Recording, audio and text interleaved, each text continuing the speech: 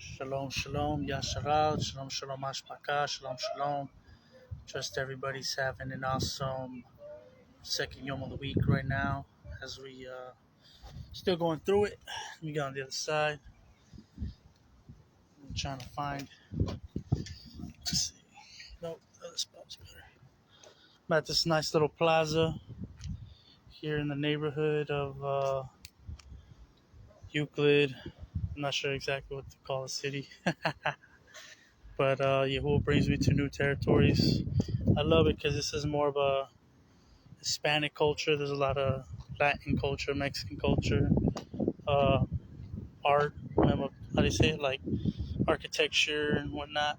And they got a little stage, and you see people practicing a little quinceañeras and stuff there, school dances and whatnot. They got a little charter school. Anyways, nonetheless, I just like to give a little, how do you say,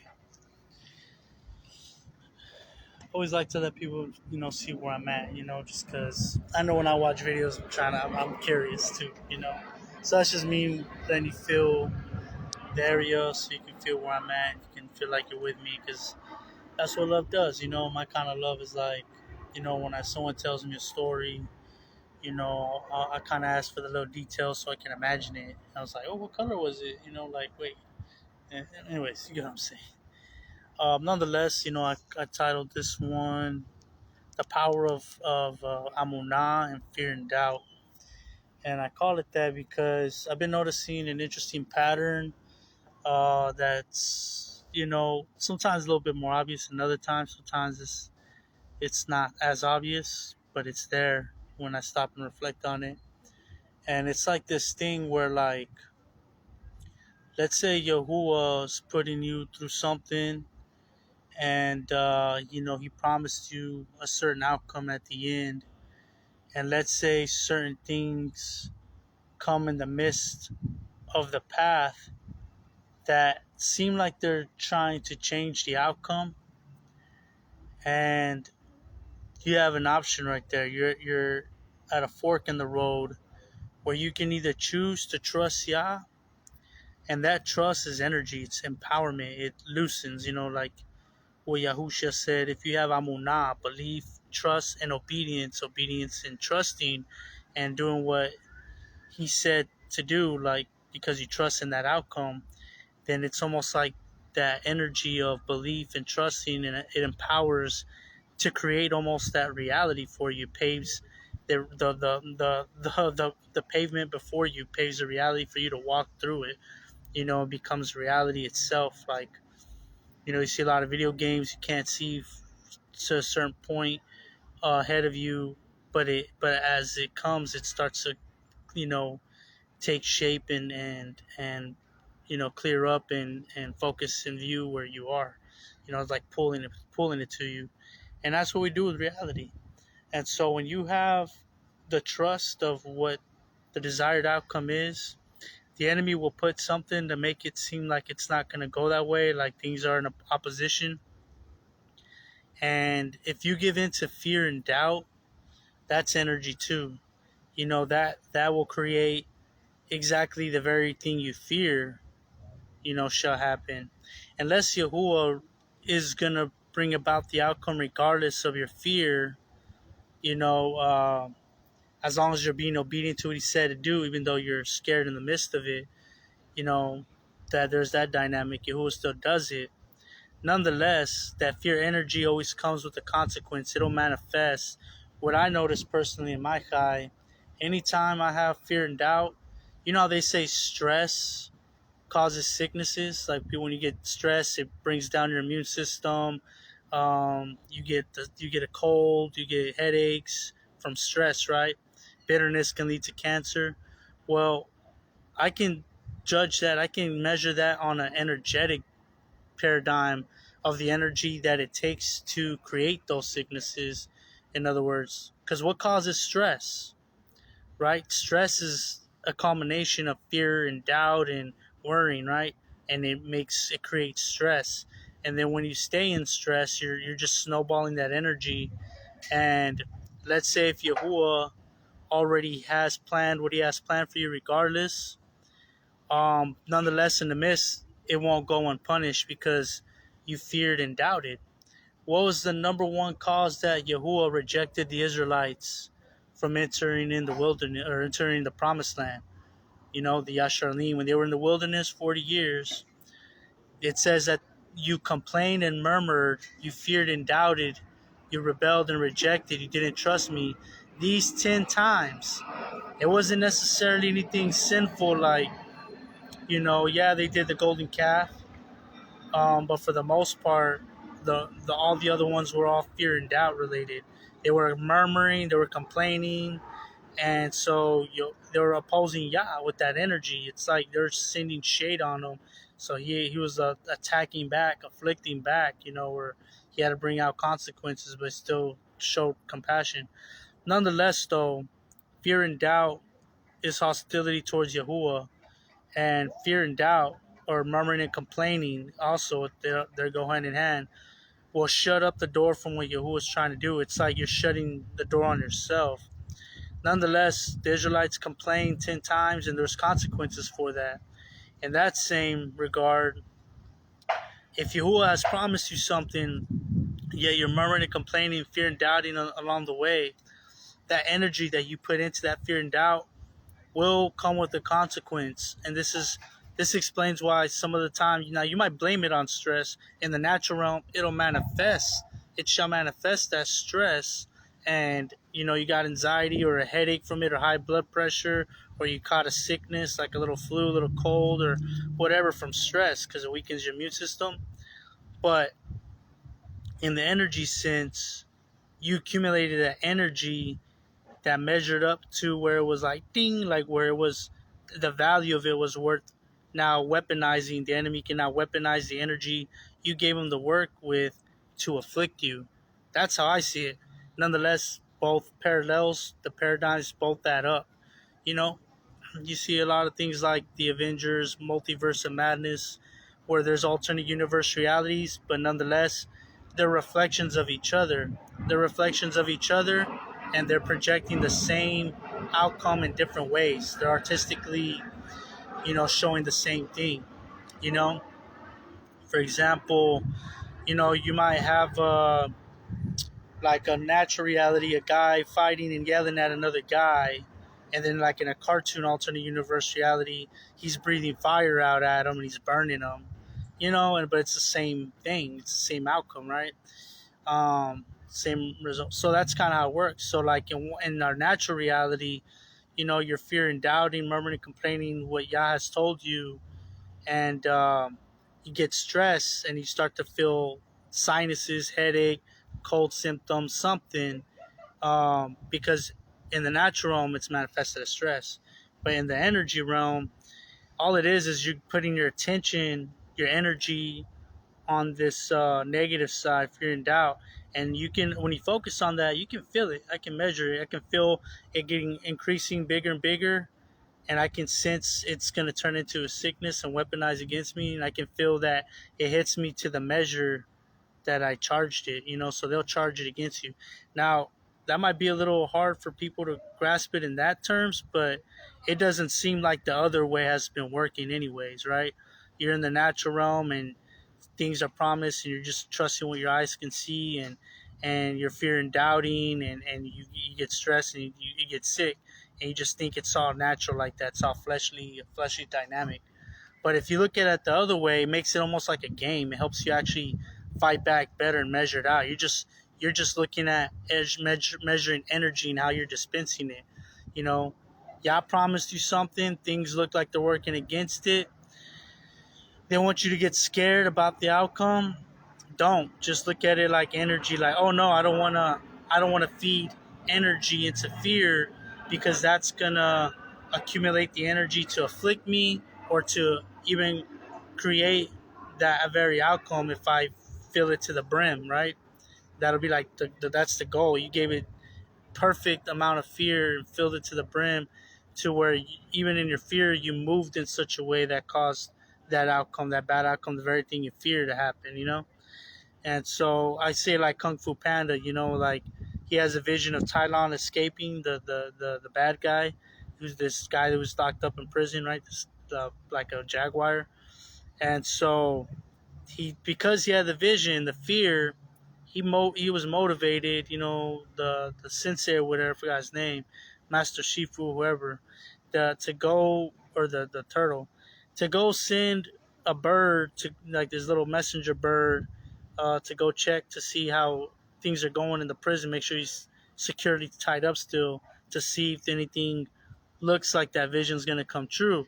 But by going, he makes that very vision come to pass because of fear, because his feather, while he flies over there to check out the prison, his feather flies down to the ground, and that's what he uses the end of the feather to pin to unlock his locks, and he breaks free from the very fear that they had. So in that movie, had they not feared and be like, nah, just trust Yah, you know what I mean? Yah's in control, then it would have never happened. So your fear can move you to create the very nightmare that you're trying to you know you're trying to impose or try not to bring about, try not to allow to happen. If that makes sense. And it's all energy, though. I mean, energy goes so far, but so much amount of it will fill you up to move in that way. But nonetheless, if you notice, now here's where it gets pretty cool. Lately, I've been having moments where, certain things will stir up to create like fear and doubt, or a bad report, like something like what's going on in my situation, and little things here and there too, and I can feel the shift, like the fear and doubt starts closing in, or the anxiety, the worry, and I'm like, nah, I'm gonna just trust Yah, and it is what it is. If I die, die, kind of thing. Like even unto death, like yeah, everything's in Yah's hand. I'm sick and tired of being sick and tired of worrying. Like I'm too tired. I'm drained from everything. I'm drained from preaching, teaching, reaching. Sometimes I don't have it in me, or even to read. I'm drained from even worrying. Like I ain't got no energy to worry. All I can do is like trust Yah, and I'm at the point like, man, whatever happens, happens. Yah, like you got this. Like less is best, kind of thing. All of a sudden, I feel the shift. Everything was going left, all of a sudden turns right, kind of thing. And what happens is like I can feel in the energy this dark force clears and light happens, and then a call comes through from that creation, from that manipulation of energy. It puts out positive energy to the right people, positive people to reach out to you to help you, because you're trusting in Yah. So you're giving them the energy to feed the right entities, to create the right circumstances for the promises that He had for you in the most positive way possible. Just as smooth as you're trusting Him, so as smooth as thing goes. As a man is, as so he is. As he thinketh, so it shall be, kind of thing. So you have to be in control. You have to be the master of your emotions. Don't let no one be a victim of your emotions. Be a master of your emotions. Just control them. Just have trust in Yah. Empowered trust. Trust that empowers the way your reality takes shapes and manifests. Like Yahusha said, if you have empowered trust, Amunah, belief, trust, and obedience, empowered trust as much as a mustard seed, as small as a mustard seed, then you can tell this mountain to move and it shall move. And the mountain, I think we talked about it on here before. I'm not sure this was on because I do therapy sessions too, but I'm not sure if I did this in a Zoom session. But I was saying the mountain is like, it can be just a negative atmosphere in a you know in a neighborhood, or in a culture, or in like a area, or whatever, in a workplace. It could be anything, and you loosen positive energy, like you imagine what it should be, what it could be, and project it. You at least do your part, and you become like a portal, a spring. When it says springs of living Ma'im, it's talking about a portal. It's just being parabolic. You're becoming a portal that's pushing all that, channeling that energy, that positive energy from above, from Yahuwah's reign and Yahusha out, so that everybody can have a little eternal peace, love, and joy. Ahava, shalom, and samcha. According to the word of Yahuwah, they get an impression of what's right and what's wrong. They feel more comfortable doing what's right and resting in that. And it just moves the mountain.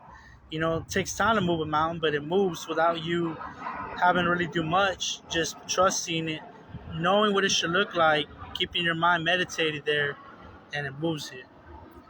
And so I say that because these are the little things that go a long way, but they're also the big things that pave the way. I don't know, I'm just saying these things, if that makes any sense. These are the little things, like every little thought, idea, interaction. Don't let a negative, intrusive thought dwell there. You know, like, don't even leave yourself to your own thoughts. Like, find something productive to do, because the enemy will try to take. An idle mind is a devil's workshop. An idle mind is, if you got nothing productive going on, you're just in la la land and you're just wandering off. Maybe you might start off in a productive meditation, but then the enemy starts to get in there and twist it right away. It's like chess. Like, he's always making a move and trying to twist it subtly and try to take you out one little pawn at a time till he's covering the entire board, and you're in some shenanigans. You got a delusion in your mind that's not right. That's a little off from the word, but it was one taking out of each little right thought at a time. You know, and using your emotion, charges, all that.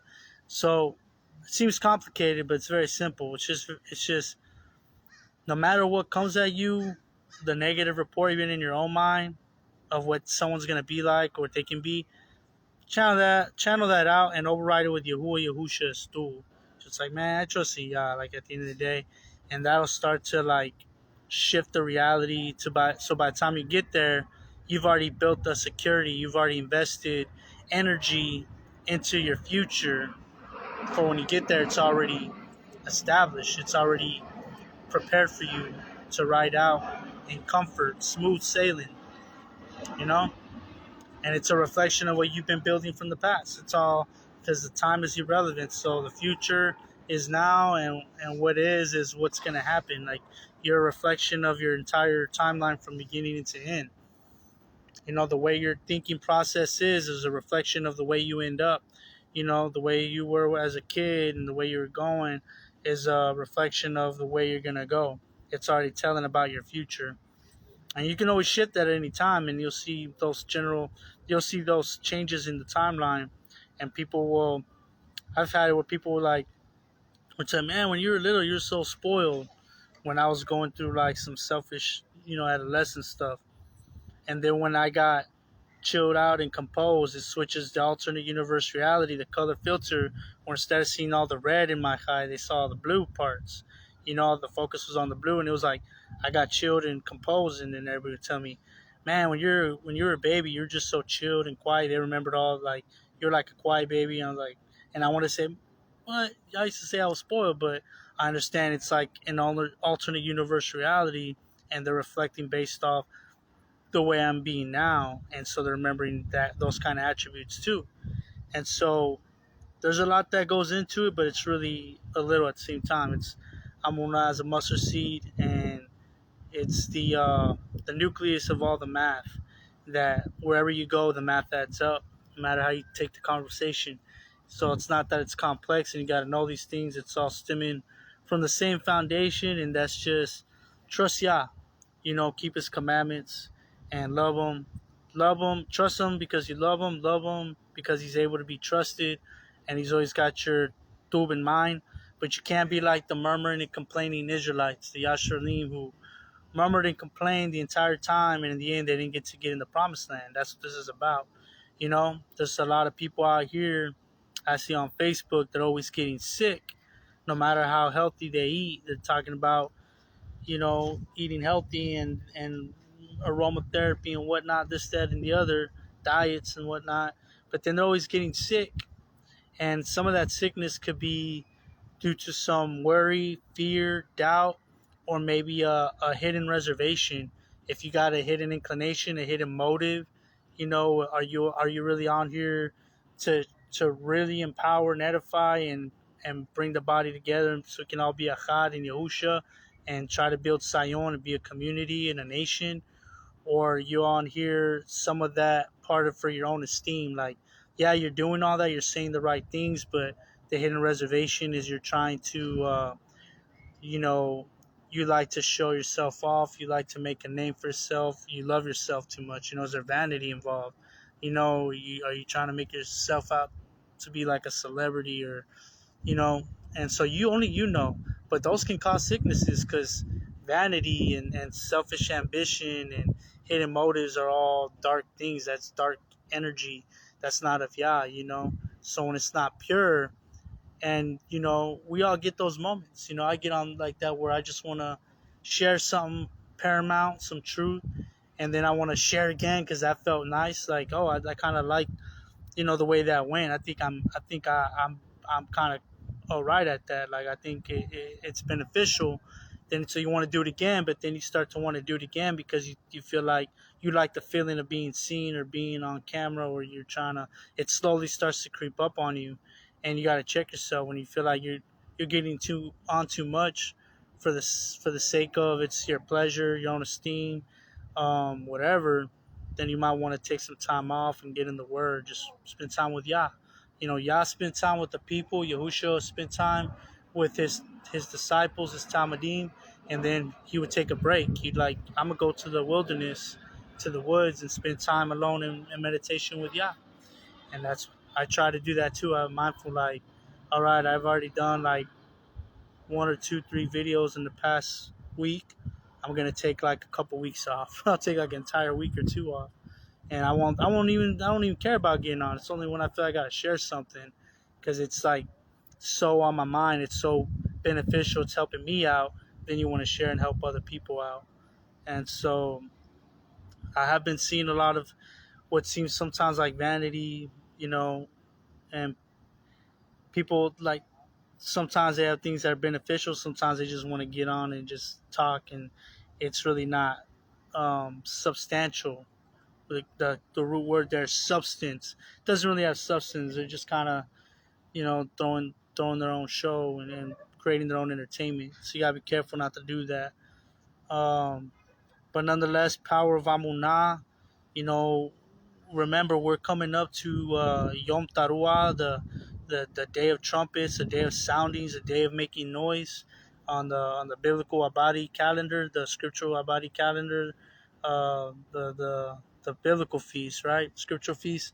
And that's the day to sound the alarm. It's the day that represents the seven trumpets, a revelation, the warning signs for pandemics to check the world. To like, the first time Yahushua came like a lamb, bringing peace and love, or he said to kind of bring peace, even though he was kind of bringing a little bit of peace though. But yeah, ultimately it would bring a sword, But he was healing and bringing love, and he says in the end, I'll come back like a lion. It won't be that way. So the second time around, it's like the seven trumpets. He's bringing spankings and affliction. The tables turning, and that dynamic is the more prominent version of Yahusha, the second coming. Because the first one ain't working. He's being loving and everything. People don't care. So, all right, I'm going to have to take my belt out a little bit because, a father disciplines those he loves. That scripture says, and discipline works. Discipline is the life lessons when we learn things the hard way. That's the spanking through life. And so, that's what the seven trumpets symbolize, the day of trumpets. And the last trump is on the Day of Atonement. That's the rapture, resurrection. I mean, you can still kind of connect the resurrection with that, but and the all that, the rapture, whatnot. But I feel more appropriate.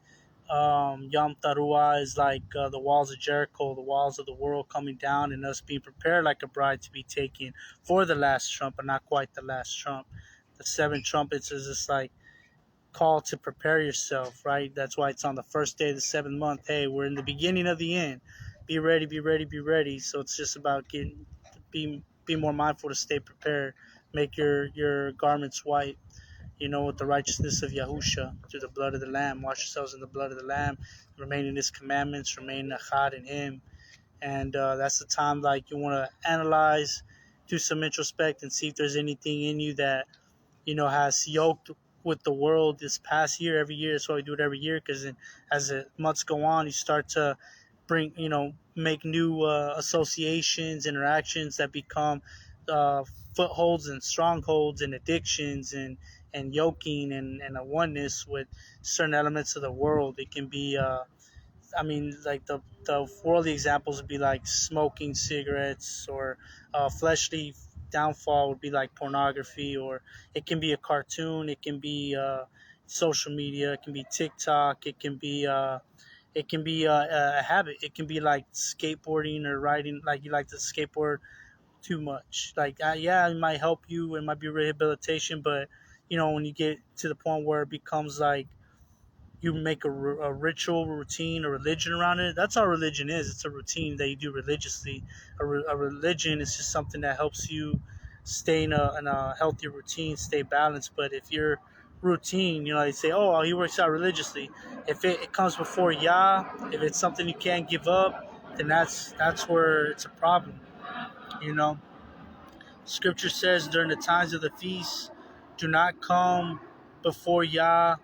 Uh, you know, without an offering. Don't come empty-handed, but to Yahuwah Yahusha at any of the feasts, empty-handed, without an offering. And so, one of the greatest offerings you can give, what's an offering? It's an offering, slaughter offering, like a sacrifice, right? An offering, something you give up. And I think being the seventh month is like the end of a day, beginning of a new one. The best thing you can do, it being the end of the year, start the next year fresh. During that time is start out the Yom Taruah, all the feasts really. Um, Always find something to kind of give up. Like I go maybe on a phase where I start eating cereal again. Like I haven't eaten cereal in like a year or two, and all of a sudden that'd be something that comes back into my path, and I get back on eating cereal and all the sugar, and I'm like, dang, I'm back on sugar again, ice cream. You know what? Let me give that up because it's not healthy. It's an offering to Yah. Don't come empty-handed. So let me show him I can give that up. Like I can just live off His word, live off the nutrients, the manna, only what's needed, the word of Yah, and healthy food, beans, rice, eggs, vegetables, whatnot. Let me try to eat right for as long as I can, and you might do well for a month or two, or a half a year, or even the entire year, and you might be all right for a minute. But you want to do that with any part of your high that you feel is like sugar, ice cream, like where won't necessarily kill right away, but it can have some long term effects in your spiritual path. You know, um, Maybe looking too much into conspiracy theories. All of a sudden, you have a conspiracy theory addiction where you're always trying to figure out Revelation, where we're at, and what's going to happen, and the Antichrist, and that can be unhealthy. It's cool to know, like it kind of, seek out the scriptures, Revelation. You want to kind of, but then you want to left foot, right foot. Sometimes that can make you really righty tighty, right? Too uptight.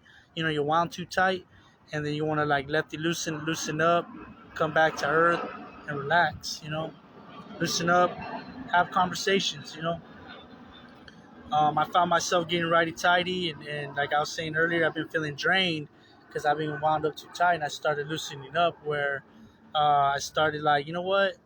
I know it sounds crazy, but let me just put on a movie again, and one I posted something because lately I've been even posting. If you notice, my posts have been stuff from worldly people that are saying the truth though. So it's like eat the meat, spit the bones. And forgive me, I forget the name of this comedian, John Brewer, something like that. The one from and I hate to say it, but it is what it is. But back when I was in the world, um, from the movie with Dave Chappelle that he first did. Why can't I remember? I was gonna say How High, but it is a smoking weed movie. Half baked, and it's about. And I'm not laughing at like about getting high, but how I confused How High for Half Baked. So Half Baked, right? And it's a marijuana movie, smoking, but there's an actor there, and man, some of these actors are saying some profound stuff. And you know what? You can even put your energy into people. You can kind of like manipulate people's strength and energy can add to them. That's why, they're called fans. And you're fanning them. You're like fueling their flame. When you're a fan of a star, they're stars. You make them shine. What are stars made out of? Stars are made out of fire. And how do you make a fire grow? You fan the flame. So when you're a fan, it's the wordplay. You're giving. What are you paying them? Attention. So when you pay a celebrity attention, you're paying them energy. With your energy, you're fanning their flame. You're making them a bigger star. So it's actually you created the stars. The stars don't really make themselves. They're just an idea. They're an inspiration that they manifest, and that the people like it. The people will pay attention. They'll invest their attention, their energy, and fan their flame and make these celebrities. And I can look back and say every celebrity, I only fanned a few, a handful, and the few handful that of celebrities that I ever liked before they were even big became like the biggest things ever.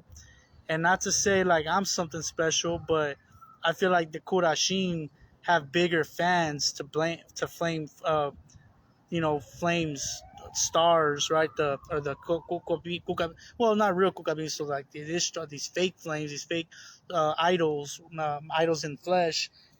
We have energy that they want, and we can empower them to make them as big as we want according to our attention if we see the need for them, because Yahuwah gave us that from the beginning, because he's giving it to us at the end, so it's all one. He rewards us at the end, and it's sort of like tends to affect our entire timeline. Like the entire timeline is affected with the inheritance in some way. You can get a glimpse, you can feel it.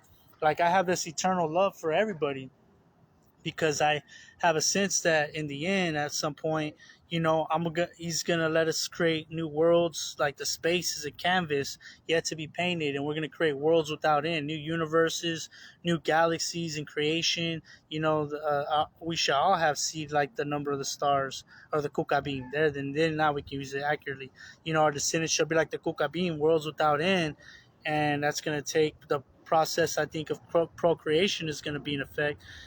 So you feel those inclinations of that there.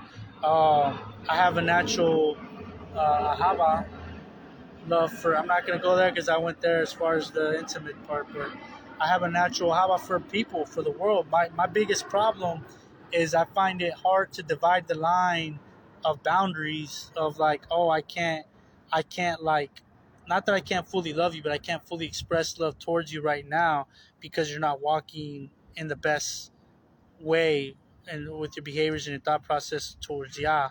But I do love them, and I really want to give them everything at all times, because I had an awesome mom who was a vessel, a tool that Yah put in my path, who taught me at a young age. And I'm honoring my mom by saying this.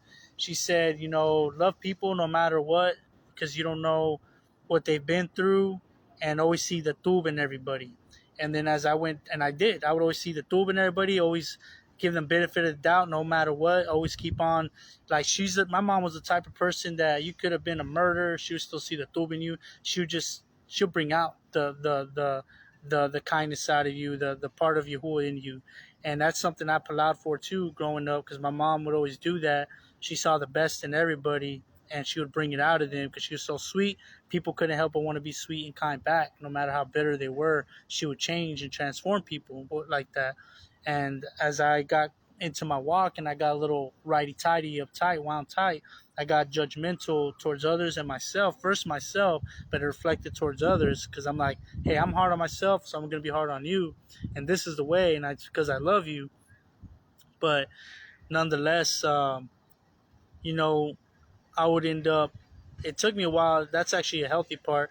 I was actually giving up too much love and like yeah, man, yeah, like I love you, I care. I still do things for people that were doing the wrong things. It can be an addict and stealing this and that, and I would still like be their best friend and talk to them and hang out with them like they're cool, and like still try to share the word, but it wasn't working right, because I was sort of enabling them, because by giving them the fullness of love, you're showing them that it's okay. You're giving them acceptance. You're making them feel like it's all right.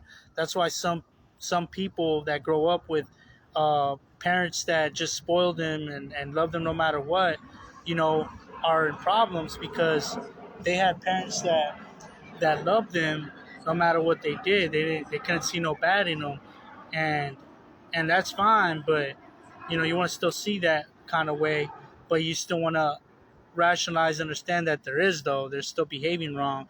You want to see the tube in people, in other words, but you still want to also acknowledge on the parts that are bad, because it's affecting themselves, it can affect others, and it's not in line with Yah. It's offensive to Yah. They're in rebellion to Him, and let them know, if you really love them, you're going to share with them the consequence that, hey, this is going to separate you from Yah for Tub, and you might go somewhere you don't want to go.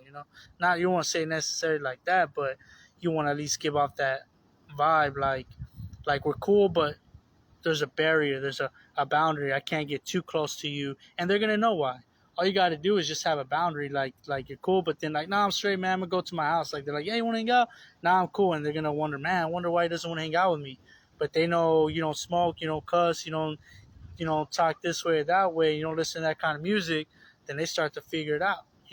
Probably because, you know, he feels uncomfortable being around us with the way we are. And then they slowly, because they want to be accepted by you at least, start changing their ways for you. But then it starts to feel great to them.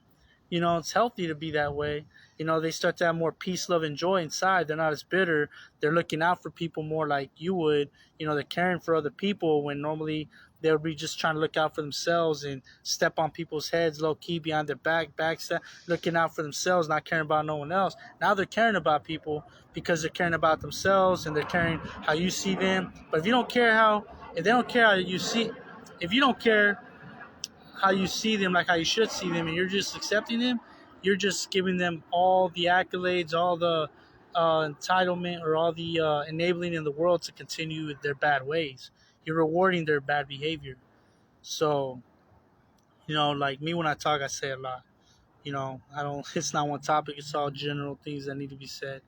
But nonetheless, you want to make sure that you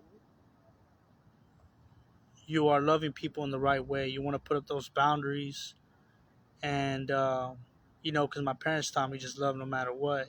But it's funny because you meet somebody that's like, my parents were too hard on me. They forced religion on me, and so now they're atheists, right? Because of the bad experience with Christianity. But the flesh is never satisfied. You're just seeing a dynamic of our human nature. Because then you have people like me who were like, oh, my parents were so cool and so free spirit and loving in a sense. They kind of let me do whatever I wanted. But because of that, I didn't want to do too much, but I did enough where I could have said I did a lot of not so honorable things, not so cool things. I was things I'm ashamed of. But nonetheless, it makes me want to say, oh man, I would have loved that my parents, my mom and dad would have been harder on me, because I seen kids with strict parents and they're all strict too, but maybe there's a line because then they're even bitter as well.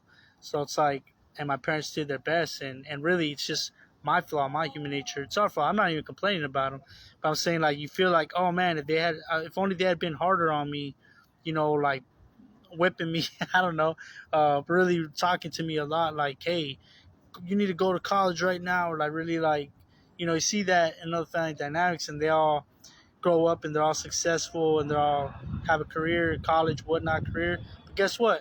None of them are happy because they did that for the superficial materialistic dynamic to succeed. But if you do it without Yah, then it doesn't mean anything. It's like they're still depressed inside. They all got therapists. They all got this or that.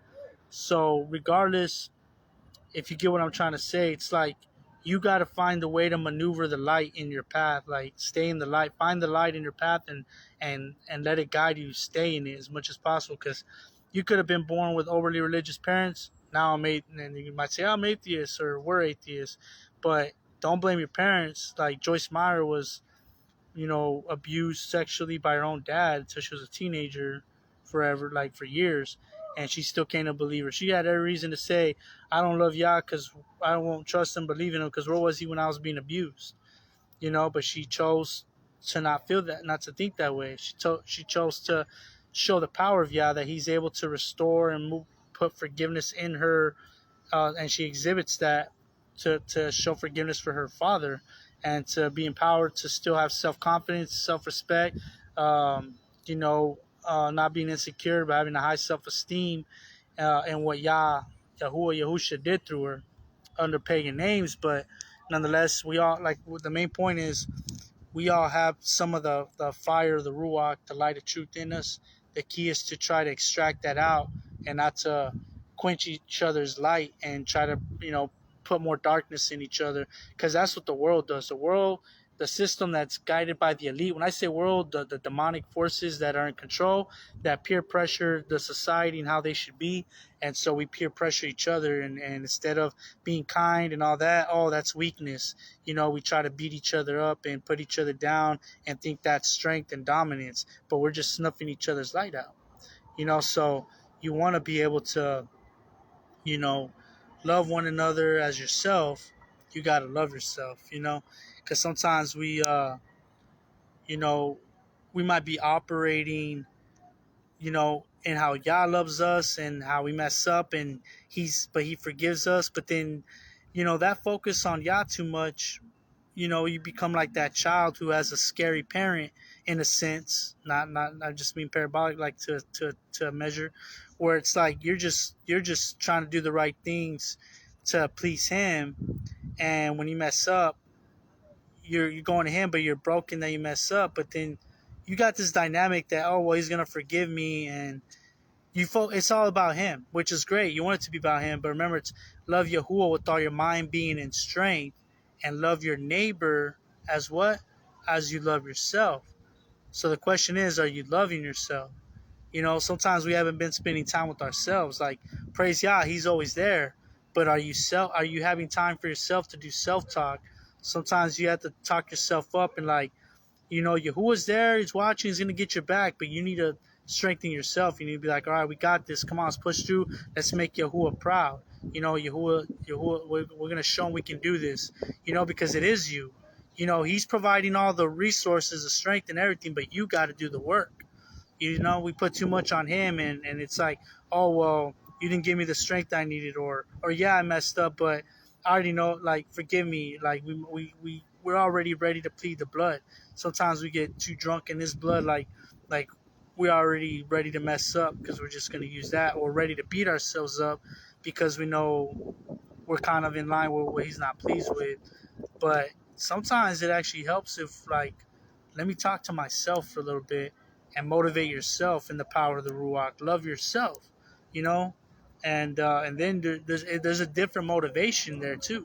Left foot, right foot. There's a first command, a second command. The first, love Yahuwah with all your mind, being, and strength. Second is like it, love your neighbor as you love yourself, as you care about yourself. So you gotta draw some strength from what Yahuwah gave you, but in yourself, and talk yourself up. Like, spend time with yourself. Don't be hard on yourself. Forgive yourself for your past sins, and reconcile those things, not just in the light of Yahuwah's compassion, and then like, well, I'm letting Yahuwah deal with my past. I don't even want to look at it because I'm too ashamed. I messed up so bad I can't confront it. I'm glad he's creating me a new thing, but I'm still carrying that shame because you haven't confronted it. You're still carrying that shame because you haven't confronted and owned that you really messed it up by talking to yourself. That's how you confront those things. It's like facing yourself in the mirror, like, man, this is who I am, you know, and like, that's okay though. Praise Yah that He's forgiving, but we got to try harder. We got to push harder. Let's make Yahuwah proud. So you got to hold yourself accountable, like you're talking to your best friend. You got to be your own best friend sometimes, and talk yourself through things, and that helps. It's part of it. I think someone showed me that just today earlier, and I'm like, wow, I never seen that, never thought of that before like that. And I think that's gonna be a game changer for a lot of us. So nonetheless, Amunah, power of doubt, fear and doubt. Wherever you put your energy, that's what's gonna manifest in some kind of way.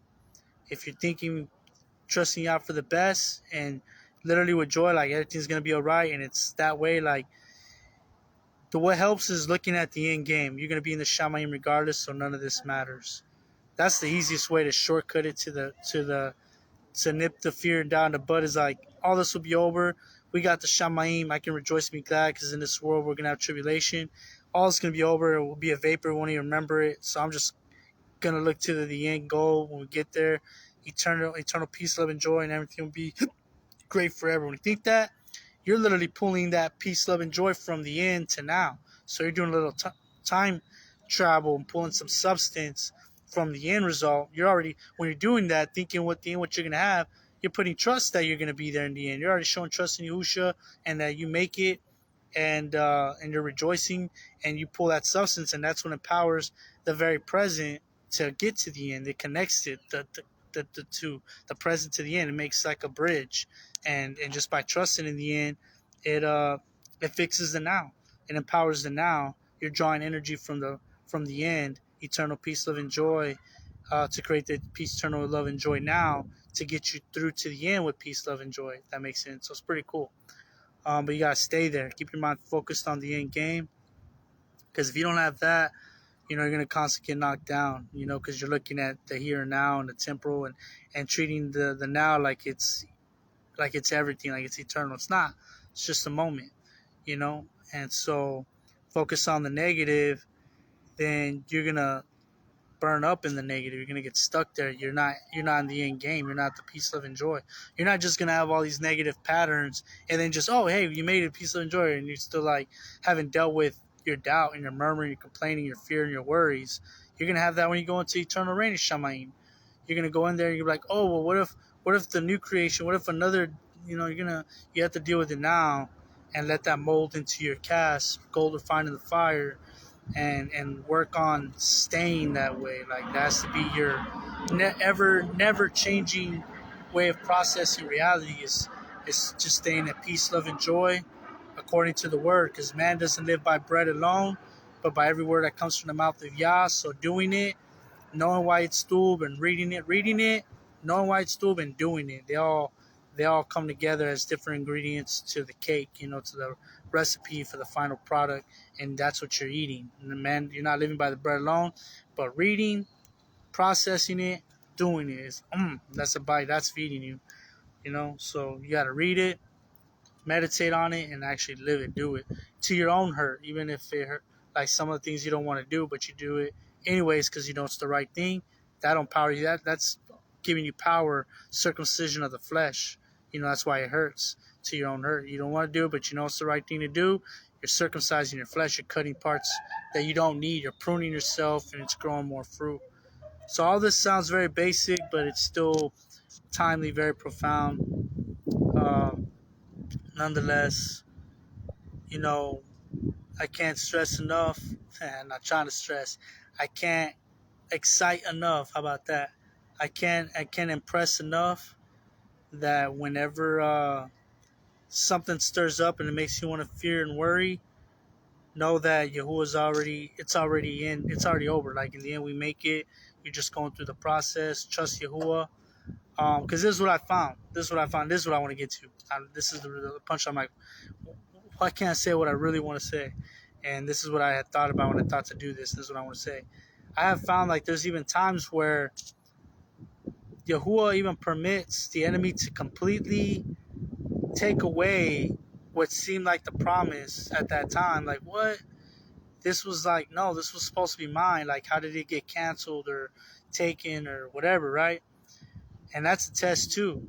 Because if you trust in Yahuwah, like, well, yeah, you're in control. You're projecting like trust in Him, love to such a high frequency. It's substance that He responds to that. You gave Him something to work with. You gave Him an offering. He's gonna respond to it. He gives you something better. He can make something better anytime. You have no idea. Eternity is already better than the world. Like, this world is flawed. Eternity is going to be way better. The new Shamayim and the new reign. So know that the things that He gives when things don't go our way are coming from an eternal source. It's always going to be better. And you know what I'm talking about. Yeah, things like, whoa, like that worked out. Didn't see that coming. And sometimes we lose something or you allow things to get taken away, and He replaces it with something even better. You get kicked out of a home or whatever. People that you thought you loved or loved you, and then all of a sudden He brings you and surrounds you with even better people that are more loving, more kind. Like you thought something bad was happening to you. You got kicked out of your house or whatnot, and then you end up in a better situation with you know, believers, Torah-centric people, or whatever. Just even if it's better in the Ruach sense, maybe they're Malachim in disguise.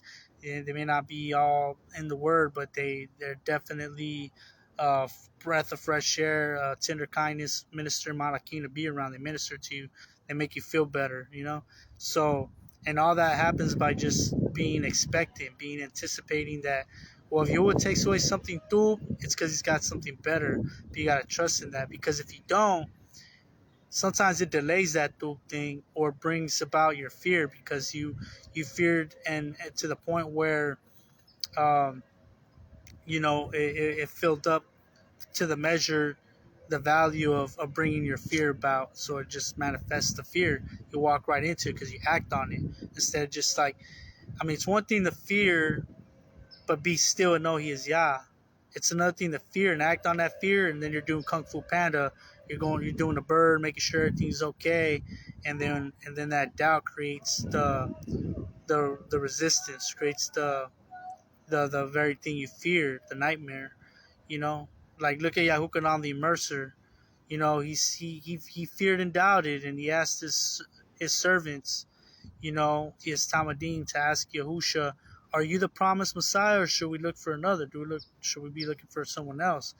He doubted, and so Yahusha rebuked Yahukanan the Immerser and was like, um, the least in the reign is greater than him at this point. At this point, according to his thought process now, because he feared and doubted, and there's probably consequences. We don't know. That might be the reason he went to jail. Maybe there was a little friction.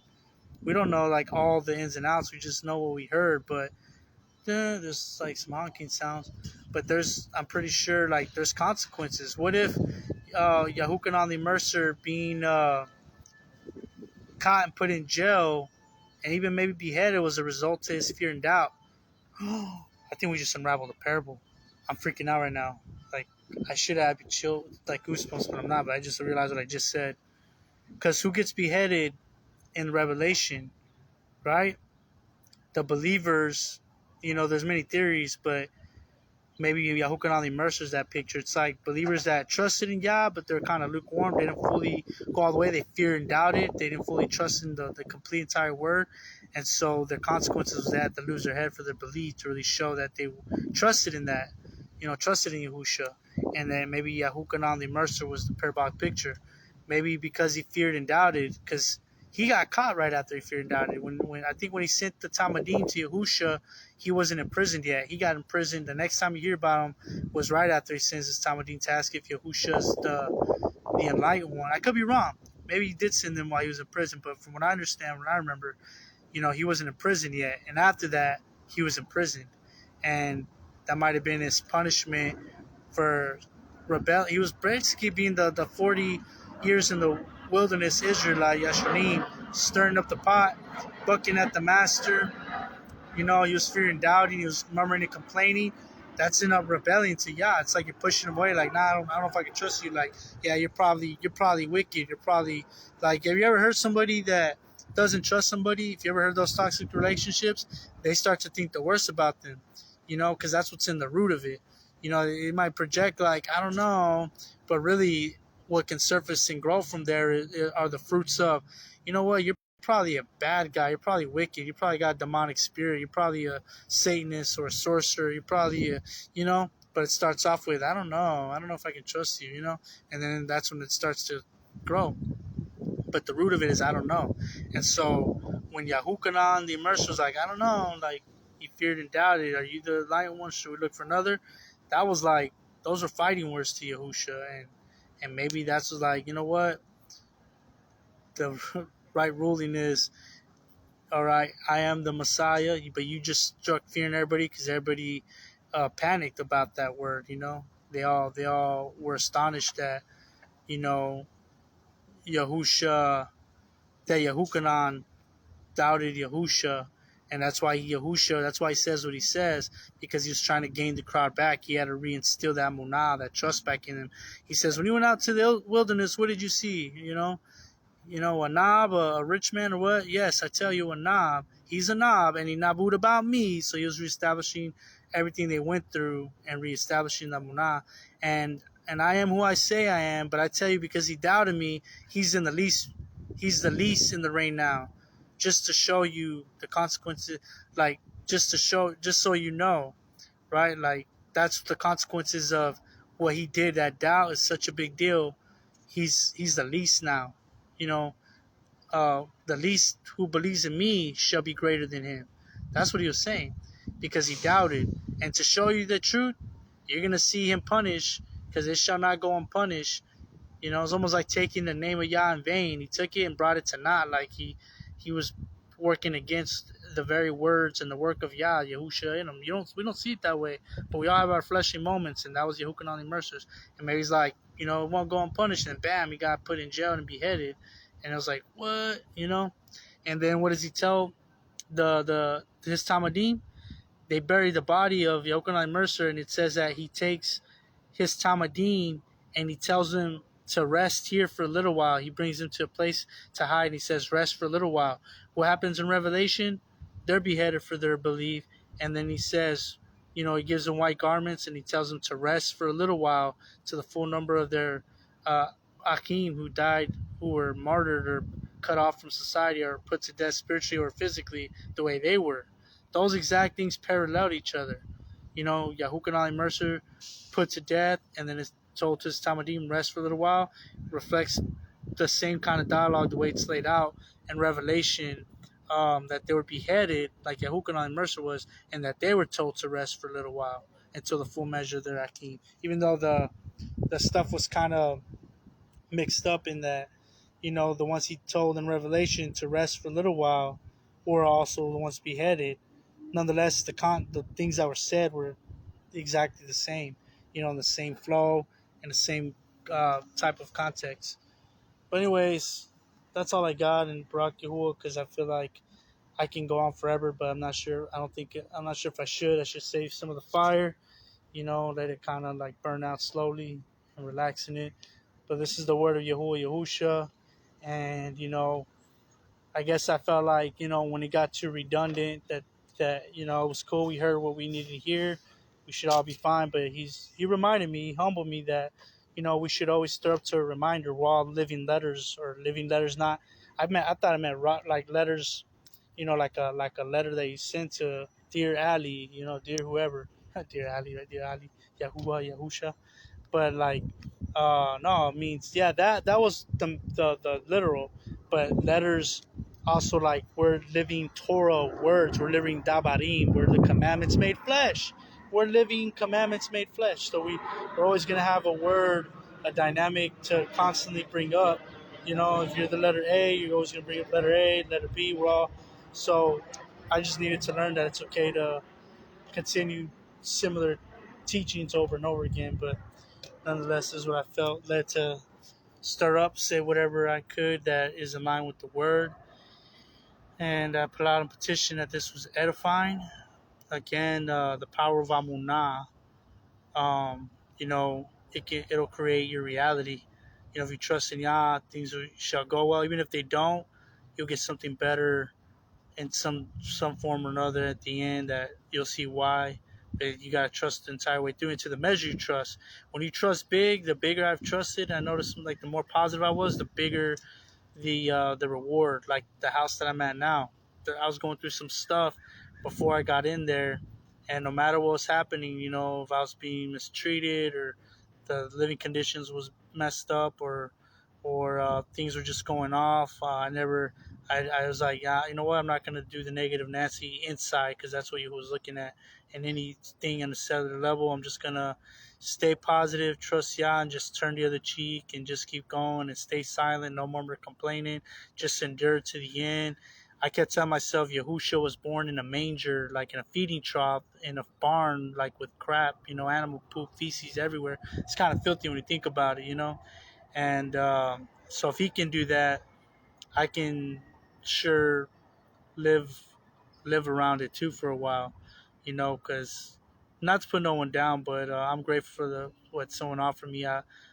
Before I got in the house, I was offered the opportunity for a while to live in a backyard in a tent, which was, I mean, that was nice. Not that word, but that was nice. Only, there was a few dogs, several dogs at one point, and not talking down. This is it. Just is what it is, and part of the experience. But it's something that, down a personal level, is just anybody would have felt maybe this way about it. But there was just just part of the situation. Came with the territory, pros and cons, the ups and downs. I'm thankful to have had a place and a tent in the backyard, but there was just crap everywhere. Like I was smelling crap in my sleep. It was that bad. The dogs were crapping around my tent, and I was like just full of crap. Not the house, just full of crap all around me. I was in the Ark of the Covenant. It felt like I knew that was gonna come out bad. Like the I was like, don't say that because they're gonna use that against you. And I do that just to kind of test people. Like, oh, they're gonna say, look, you have said it. But no, I wasn't. Cause was I literally full of? No, I wasn't. Outside was, but I was protected. But there was even bird crap on the tent. You know, but it was everywhere. I was like, and it was funny because I had gone to one day to get away for a little bit.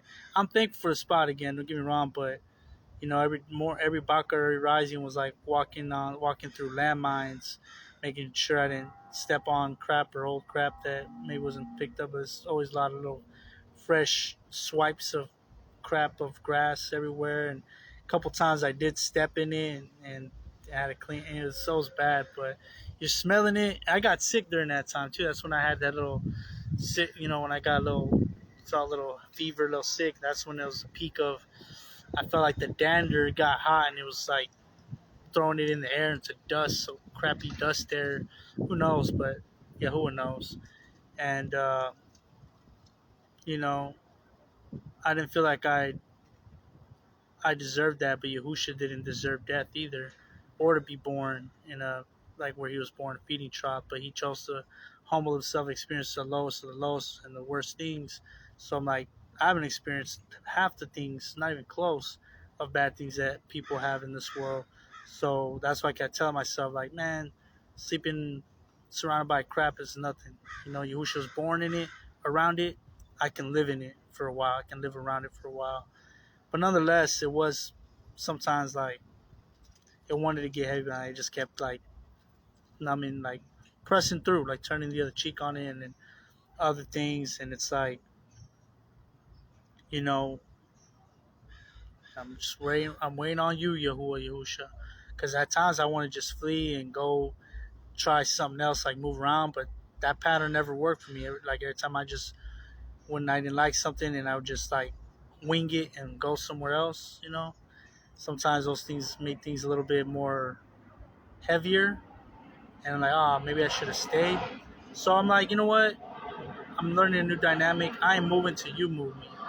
So I stayed there, and I kept the shalom. And the last day I was there, I went to this Christian, this Extian congregation, this institution, this building, to get like some snacks, little resources they have, and kind of find out, a dear lady friend of mine who stays out there said that one of the guys from the community, the subculture, the homeless people, started flinging his crap everywhere. Like, he's on one and he was pooping all over the seats. Like, he was smearing it all over like these little, like, benches, little concrete benches that they have outside of the building institution, right in the courtyard. Smearing it on the wall, by the water fountain, everywhere, smearing crap. And what was funny about this particular day is I had just left that morning to go there because I was tired of the crap. Particularly, I was like, oh man, like I'm ready to get up and get out and get away from this crap, And so I thought it would be nice to go there because it's like a clean courtyard, and then to find out there's crap all over there too. And I was like, and I explained that to like, man, I just left trying to get away from some crap because surrounded, and then I come and there's more crap, and it's like, like Twilight Zone, like it's like existence, right? Life, high situations. The reality is built to test you at your breaking point, like to push you to the limit, to see to what limit you is your limit, to see where you break.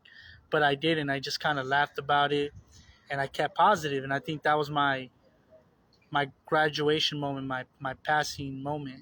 Like that was the last test, and I could have chose to like get angry, like get bitter, like inside get anxiety, like why yeah, and it got all weird. And sometimes I would get a little weird about it, but I'm like I turned it into a joke and I laughed it off, and I'm like whatever, like yeah, here I am. Like I thought about the end game, I'm sitting with you somewhere in paradise in Shamayim Rome right now, and we're looking back, and this is a vapor, it's hardly a dream.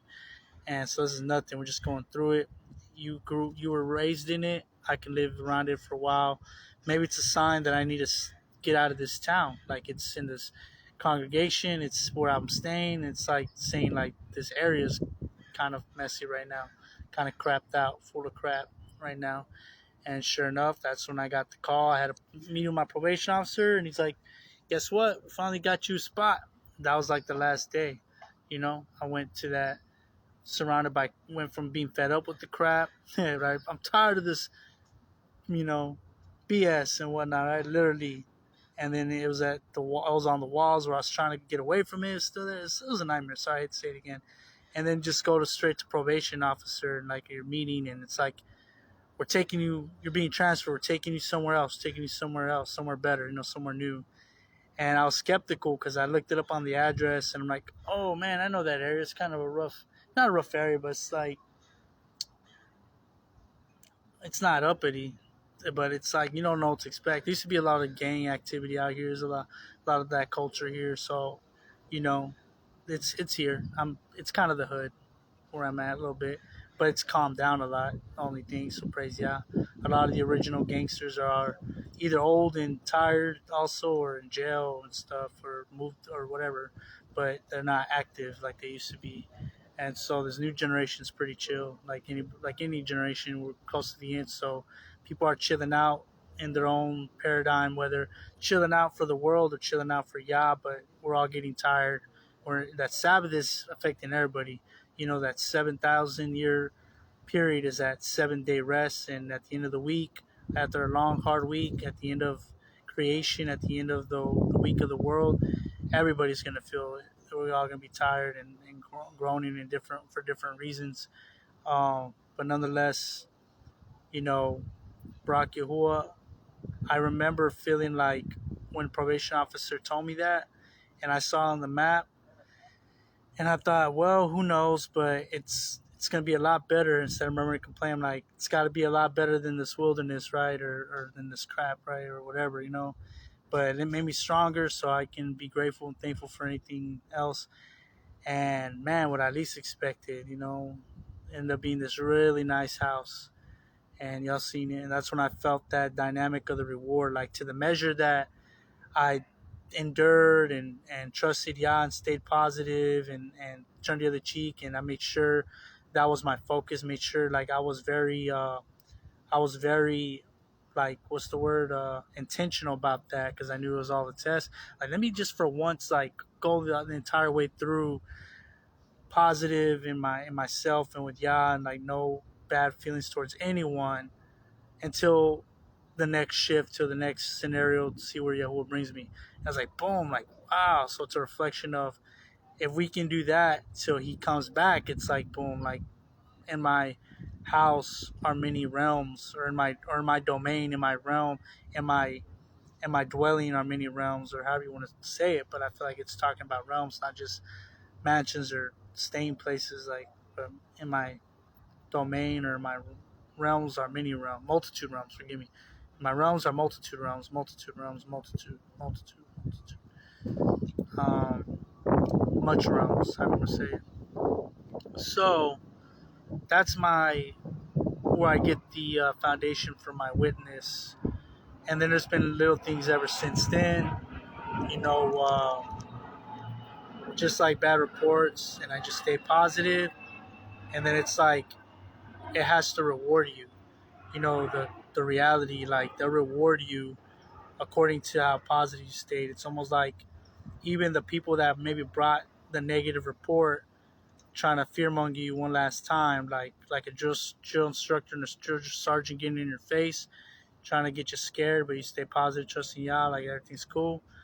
Then they'll be like, "Oh, by the way, I got this. Like, if you want some," and then like they're the very afflictor becomes the rewarder in a sense. Like it manifests that way. There's a video I want to do in the future on something like that, but because I want to do it now, but it's on a topic of its own. But I will kind of briefly kind of touch on it in case I don't really get to it then, or at least maybe you're watching this, you won't watch the next. Like at least you get an idea. But I noticed something that happens with the reality. Like when you go through a test and when you do pass it, like I noticed they come in waves. I was telling my bond this, I was telling people this. Like there's a science to it. You'll notice it. Like one thing I call it, like everyone's a malak till they're not. So when they're like acting like a malak from Yah, speaking the word, doing righteousness, speaking the right way, then yeah, I respond, interact, and then things will go favorably. And until they're not, in other words, they switch up, like because everyone's got an angel and a demon kind of thing. So whenever they switch up on you, then like don't feed into it anymore. Because sometimes with the enemy will use people, it seems like as a pawn, get you engaged in what you know in that way. But then like what tends to happen is sometimes they don't do it as much anymore because I think everybody's become getting put on the same page. But what used to happen is people would loosen the word of the Yahuwah, the Ruach, Yahusha, the pure word. And then when the angel gets a chance and gives them an inspiration, they'll speak that too. So they'll speak hot and cold. They'll speak the right thing. Then they'll make a belligerent, dirty joke at the same time.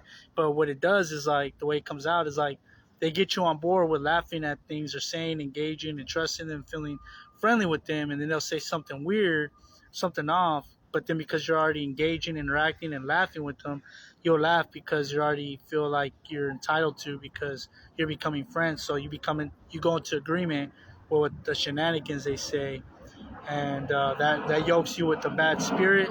That's where intrusive thoughts start coming in, emotional charges, weird things, temptations, because you're taking on their spirits through agreeing with whatever they said. It yokes you with those spirits that they have.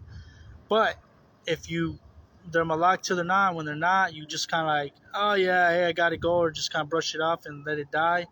Like, yeah, I don't know about that. And you can either try to switch it back to the right or just it's time to go. Nonetheless, what happens is when you pass these tests and certain tests like it, the reality, like what you're waiting for, like maybe food or whatever, you start to read your word, it has to reward you. And even the way they reward you comes in these waves where it's like a malak till they're not. I noticed they'll come in three different ways. One thing I would say is don't, they use the word settle, but I don't like to use that word because it's got the word SET in the front. Don't reconcile or rest until it's exactly what you want. Don't rest for less until it's established in the way you know is the best. Hey, there you go. Don't rest for less until you know it's established in the way that is best. And the first way they'll do it is like, we talk about you get a little bit of affliction or test, and then you pass. So then they have to reward you. Or even the reward is sort of like a test because they'll bring in three different levels. The first one is like it still comes dirty. It comes how do you say, it comes like shady, it's like it's like the enemy has to bow down and barack you now because you passed the test and won, so they have to serve you, like bring something like a baraka, but then they're allowed to do it shady still, like in a test form where like maybe might be off completely, it's not even the real baraka yet, but it's like, oh hey, you want this? Like it comes with hurt. It says, scripture says, Yahuwah enricheth the man and he added no sorrow to it. In other words, when Yahuwah gives a baraka, there won't be a bad side effect. Sometimes you feel it can seem like it's from Yahuwah, but it's from the enemy when like, or it could be a test either way, but they'll try to do that first wave of baraking you and it'll be shady. It'll be a counterfeit the first time. It'll be like, oh hey, you want this cheeseburger? And it's like, yeah, thank you. And you just, you kind of, not that you deserve a reward, you're expecting for one, so they kind of like, that's how they try to get you. But then there's bacon in there, so you gotta like, oh, is there, I can't eat pork. They'll give you a hot dog, it's pork hot dog. They'll give you some shoes, but they're Nike, the wrong symbol or something weird, right? Something shady. The shoes stink, or the person giving it to you is like, witch or warlock. They're all gothic, dressed in black, and they got demon tattoos and demonic symbols, and they're like saying weird stuff, but yeah, they're trying to barack you with like some shoes or something. It's like, ooh, like you don't take it from there. That's usually the second case too. Like the second time they barack you, the first one, it's like there's something wrong in general with what they're giving you.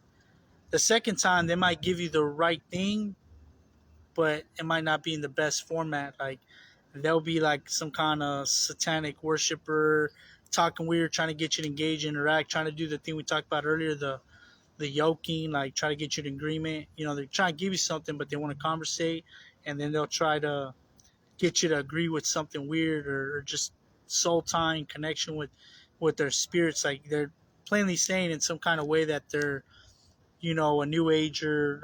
They believe in sorcery, talking to the dead and stuff, and then they want to give you something.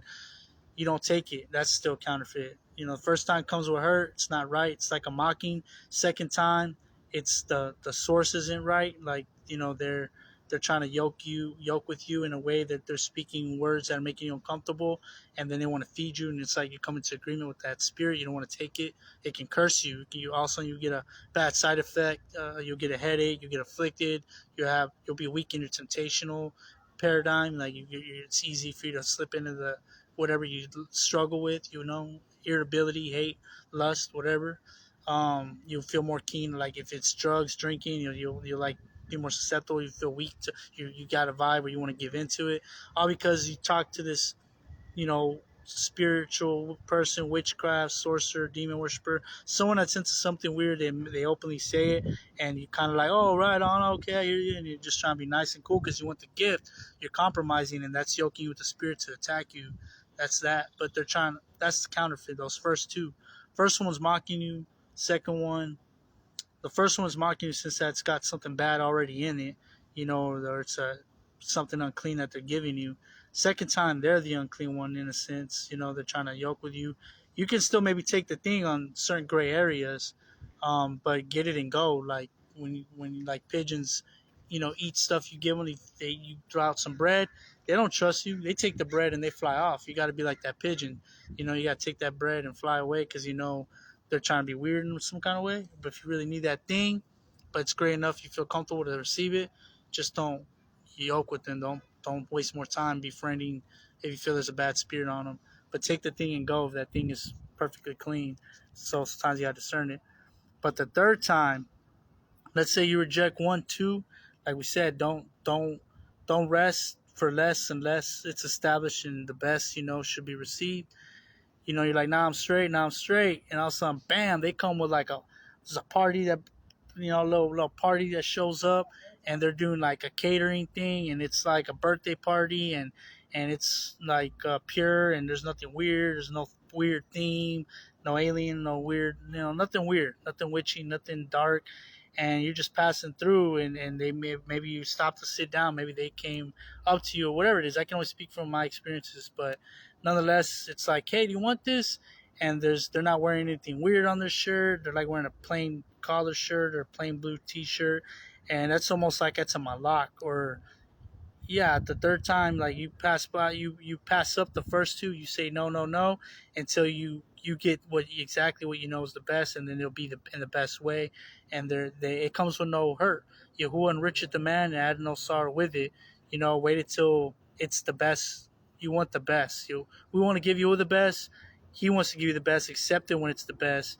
You have to sometimes sacrifice, just kind of pass up the first couple, and then boom, you get it like with no sorrow attached. It's like, hey, how you doing, man? I saw you here, and I wanted to give you this. Boom, and it's like quality. They're cool. They're nice. They didn't make you feel weird in any way with their beliefs or anything. They didn't say anything weird. And sometimes it's almost like I'm a lock. Like, and they're very like quick, straight to the point. They just give it to you and go.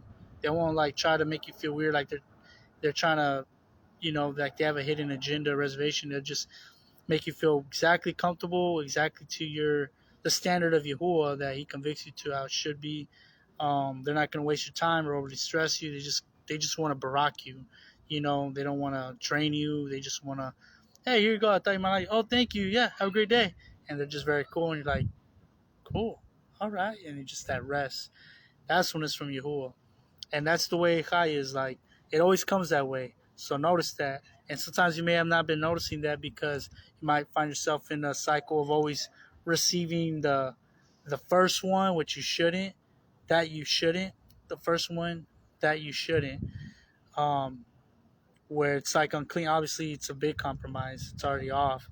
It's yoking yourself very bad. You're always going to get sick that way.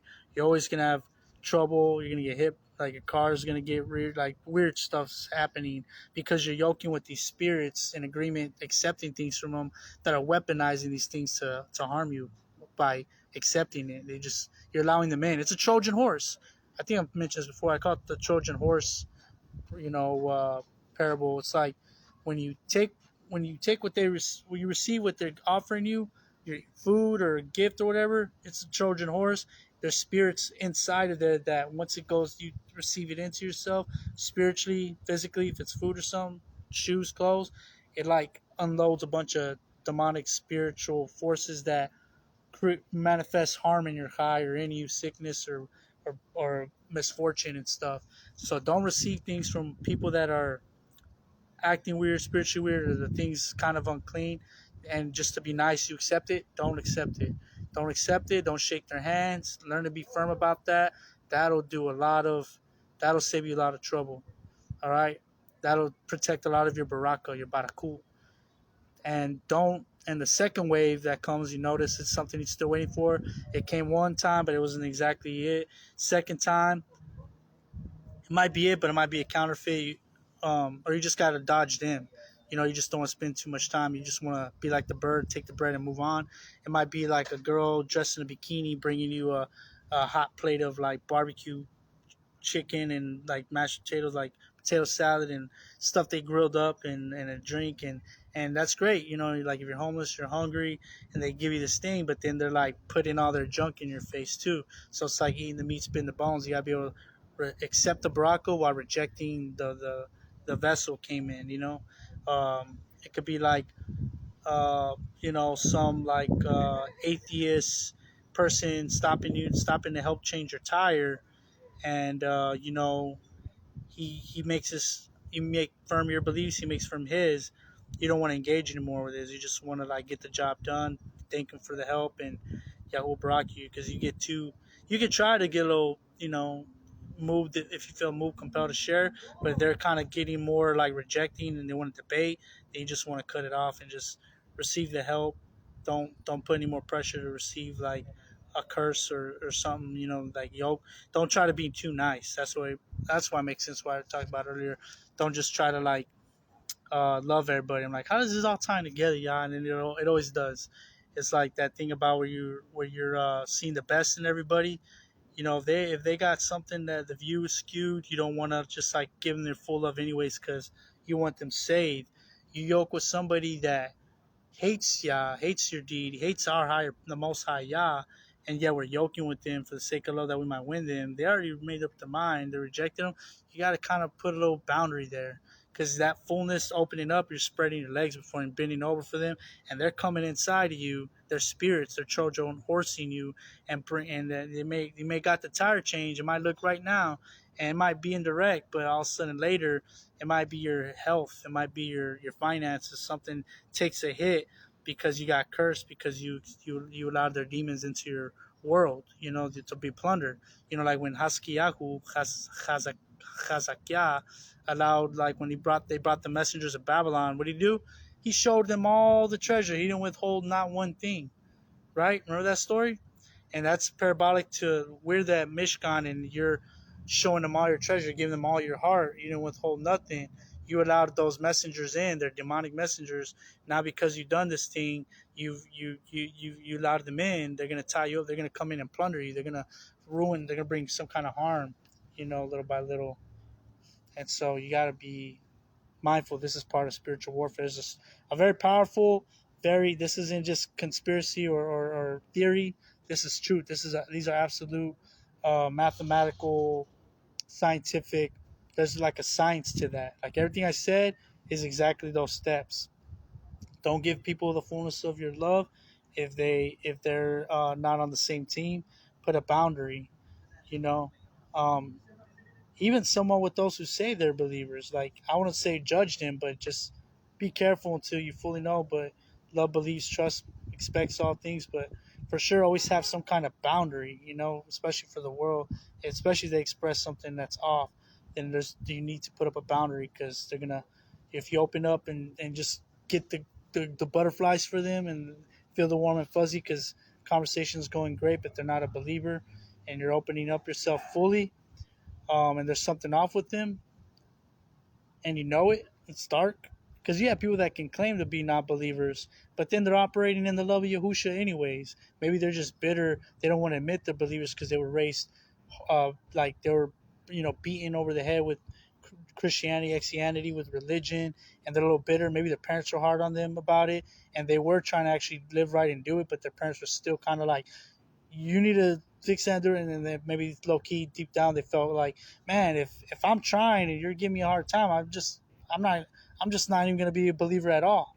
Like, according to what I say, like they might be like, nah, I'm not a believer because they're hypocrites because they probably seen the parents be hypocrite but then beat them up about it, and it's like, it's just they got bitter about that, so they just, in a way, to make their parents mad, I'm not a believer no more because you beat me up with it. But really they are, they just want you to feel it because you hurt them. They want to hurt you in a way, in a sense, so people do that, but then deep down they really are believers at heart because they actually are some of the ones that can operate more of the fruit of the ruach than most people, because they seen the hypocrisy from their parents and the body that they grew up in, the assembly, the congregations, and they're like, man, if real believers would be this way, and they act it out, but they want to do it in the guise of, I'm not a believer though, like I don't need that to do right, but really deep down they are, because I've met people like that.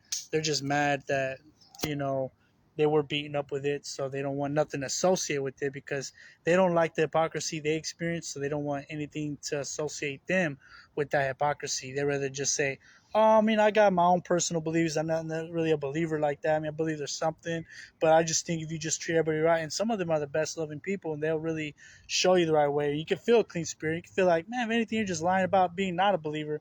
You really are a believer. You got to discern those kind of things because they come in all kinds of different double-edged swords and dualities. You got people say the believers, and then they got a dark spirit about them. They're really hateful and vengeful and wicked and bitter.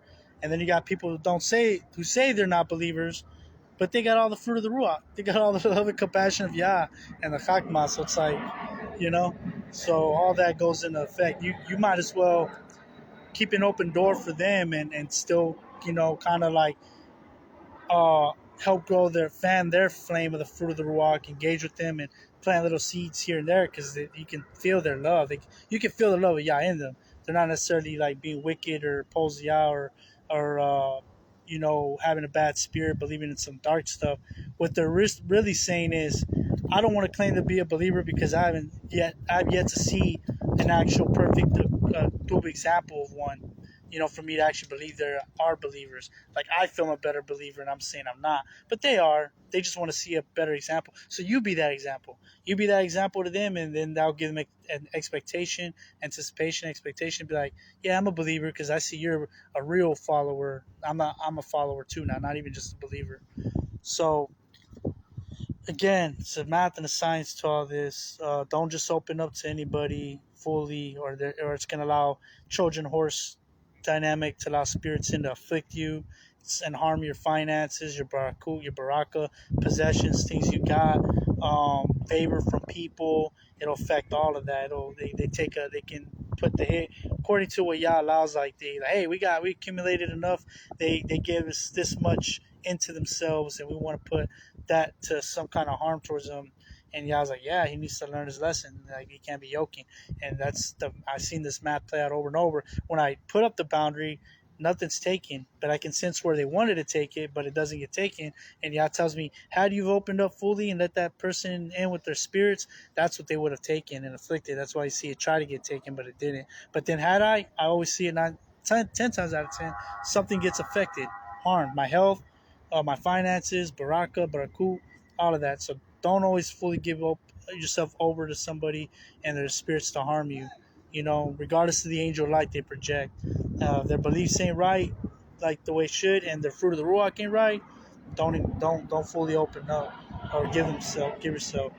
And then when you do pass the test, second thing, in the midst of it all, always stay positive, trust Yah, keep your mind on the end game outcome that you have it regardless, no matter what happens. So just always stay joyful. So when you're feeling down about things the way they're going, just have that mind go straight to the end, and you'll pull substance, eternal peace, love, and joy from the end to the present. You time travel into the future, bringing it now, and that'll sustain you to walk through whatever you're going through and create that path that actually gets you to the end. You know, and so it's interesting how that works. You know, but yeah, it's, math adds up, and it'll project that reality. Things will go a little smoother according to your Amunah, to the measure of positive Amunah, trust in Yah. He'll reward you for trusting in Him. You know, it's like y'all talking to each other. You're like, I love you. And he's like, I love you too.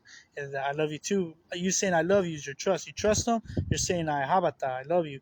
And he says I love you too, like because you said you trust him, you love him. He says I love you too. That manifests in baraka, like I love you too. And then what comes out of his words is light and manifests a good situation and smooth things, clear out the way for you. You know, that's how it works. His way of saying I love you back comes in the form of, you know, baraka. And it may not always be in the way you think, because sometimes you got to take a hit for the testing, and you trust them, and then you get it. Like there's that dynamic too. Like you may not get what you want, you might get something better. You might get what you want, but then it gets disrupted. Stay positive, and then it gets better, or you know, uh, it gets figured out. Like it was just a test, and it gets restored back to you. You know, like Job, and stuff like that. Double portion.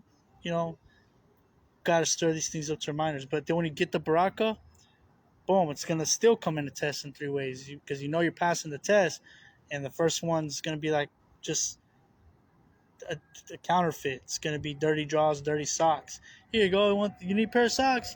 And they're all smelly. They've been worn and used. Like what the heck? I'm straight, man. Don't take them. I'll curse you. It's like picture letting unclean spirits into your bag, into your heart, into your clothes, on you, and then it's gonna harm you. You're gonna have a smell on you, and people are gonna want to get away. It's gonna take away your favor. Don't take it. It's only accept the best because we give Yah our best. He gives us His. Second one comes around, they'll try to do in a way that comes with a stumbling block. you know, might be what you need help with this or that. Or someone gifts you a tent, but then they got like all this all seeing eye, you know, tattoos on them, and they're like, oh yeah, I worship demonic spirits and all this, but it's all connected to Yah anyways. Don't accept the tent. The tent's compromised, or maybe you feel okay to take the tent. You just don't want to deal with them. Take the tent, cleanse it, wash it, and go. Like you can see, like the tent's at least cool, you know. But I messed up there. I did that. That's exactly. I'm telling you a little example. I had a dude gave me an awesome tent that blows up. You don't even have to like do the thing with the rods. It's a circle, and you just pull it and it just pops open. You roll it up into a little circle again, like the Captain America shield size. And anyways, yeah, it was a dude who worships. He said he went on some weird trip, and he was on what do you call it, psychedelics, but he said he finally quit. But then he saw like a version of himself where he was alive for 1,000 years observing, and he grew a third eye and saw the all-seeing eye. And so he was into all-seeing eyes and pyramids and spirits. But he said, but it's another version of Yah. And I'm like, nah, bro, and da da da. But it was a gray area, so I accepted the tent. But then when I opened up the tent, guess what was in the tent? It had a bunch of triangle shapes. Like it had two triangles on the like little triangle windows on the front and the back, and there's just little weird triangle things. And then he had a triangle ring, like the all-seeing eye triangle ring. So I felt like this tent was like a tent manifestation form of him. It's all connected. They're like counterparts of each other. Society can be a counterpart of a spiritual entity, what's that movie, Volume 2 of Guardians of the Galaxy, where the father is the planet, but he's also man, but the planet's an extension of him, a counterpart. That's actually real. Like you got demons in the flesh that are the demonic manifestation entity in the flesh of the territorial spirit of the area of the culture. So you can be like in a hood culture with gangsters. Some are just innocent bystander, people caught in the mix, deceived. But then you actually got like the head honcho demons in the flesh, gangsters that are tatted up with devils. Like when you see the ones that got demons tatted up, and they even got a demonic spirit, but then they're also very smart, composed, and witty, and they're in control. Oh yeah, that's probably a demon in the flesh who governs that entire culture, with all his minions and the people, and that's his vibe, that's his culture, that's his territory, his little reign. And so you see that with like, yeah, like with Guardians of the Galaxy and whatnot. and that's what he was with the tent. This guy, he was on to this, um, New Age. He was onto the All Seeing Eye and the pyramids. He had pyramid ring, pyramid tattoos, and he had I think, a tattoo of it on him, the All Seeing Eye and the pyramid. And then the tent he gave me had pyramid images in it, like that's the way it was made, like manufactured. But it's like they're part of the world. It's like a spiritual. It all happens from the cosmic realm and it materializes. That's the kind of realms I deal with. Cosmic, like that manifest, but they're strong, they're empowered, they're more weaponized. So I go in this tent and it's almost like the tetrad, the cube. You remember the Avengers first one makes them start wanting to fight each other. Well, every time I get in that tent, man, it was making me want to get like lustful, like because like it was hot sometimes, so I would sleep naked, and I do that all the time, here and there, and I'm fine to be naked sometimes. Like I don't got no problem, really. But in that tent, that moment, something was in there weaponizing a spiritual force, and I know something was warning me because when the first day I got the tent, a spider came in and it bit me, and I'm like, what? Because normally I'm at peace with animals and spiders too, and I didn't kill a spider. I just took him out. I'm like, I just saw the bite later. I'm like, man, why would he bite me? Like, I was being cool with him, and like that's never happened. But I think that spider was letting me know, like, you're about to get bit. Like tread over spiders and scorpions or snake scorpions. It's spiritual entity. So spiders letting me know, like warning me, like, hey man, this thing is gonna bite you. This thing is dark. It's a living entity, and sometimes they rather bite you, they afflict you, spank you to check you, than for you to actually get afflicted worse in the end. And that's what ended up happening in that tent. Like every time I got in there, like I started having intrusive thoughts. The murals came back when I was on meth. I mentioned I used to see these like images and murals project on the wall. You know, well that came back in the tent. There's all these like images of women and stuff, and I'm like, what? And I got weak and I stumbled for a little bit in my tent, in that tent, not my tent. And so I know that Yahuwah, this is when I had gotten out the first time from jail and I went to that home. And then my 3 months were about to go up, so I ran. And then I got I had just gotten my Hallelujah Scriptures, that black one, and I was getting in the Word, and I was really fired up, and I was writing everything in Hebrew. It was during that time. It was right when I threw my phone away, and then I met this dude, and he gave me the tent. It was while I was cut off. So see how they will operate, because they have me in this. Like, it's a double edged sword. Yeah, it's edifying, but then like you're making a transaction with one of their these right here, their tools, and it's one of their tools, and so like it draws energy away from you. It takes your energy to empower some other thing, but nonetheless, double-edged sword. It's like you got to take the good with the bad. So I trust that message is more edifying, weighing out what's needed for the body than whatever they're trying to create with it. But nonetheless, it's like I got rid of my phone. I was completely cut off. So then they send the dude with the tent to give me another way.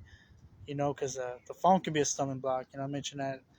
People would tell me, like, well, not people tell me, but I have this understanding that not everybody's Facebook is getting the reels with all these like half nude women bending over being provocative, but they attack mine because yeah, it is a weakness. I have the high production thing, and I'm not really lustful. But they just throw it out all day, and not all day, but throughout the day here and there.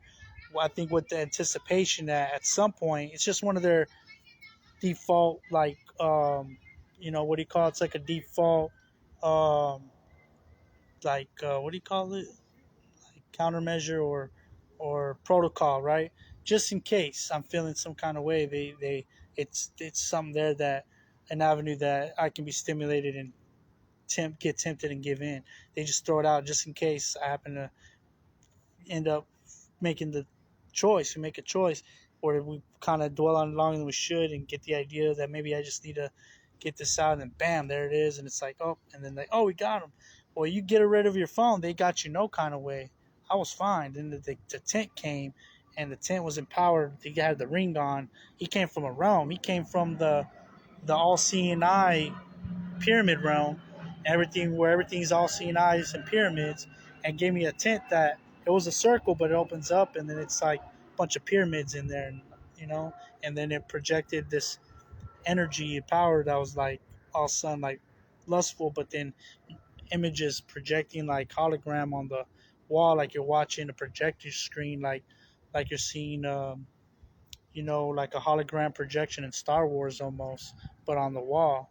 It's like what the heck, man? Like, but then they already got you in the vibes, so it's probably it's demonic. It's demonic, but you're like, man, I'm mad at it because I'm being tested. I'm trying to get away with it. And they just are relentless. They don't give up. I'm like, screw it. You know what? I'm not gonna do this with like this lustful, desirous pleasure. I'm gonna do this like Ravager mode. Like, yeah, I may be honored in your eyes. Like, I'm ravaging it. Like I'm like dominating you, like the way dogs dominate another or whatever. Like, this is an act of domination and a spiritual warfare. Like, you want to tip me? I'm not doing this out of like I enjoy this. I'm doing this out of anger, like out of fight, you know.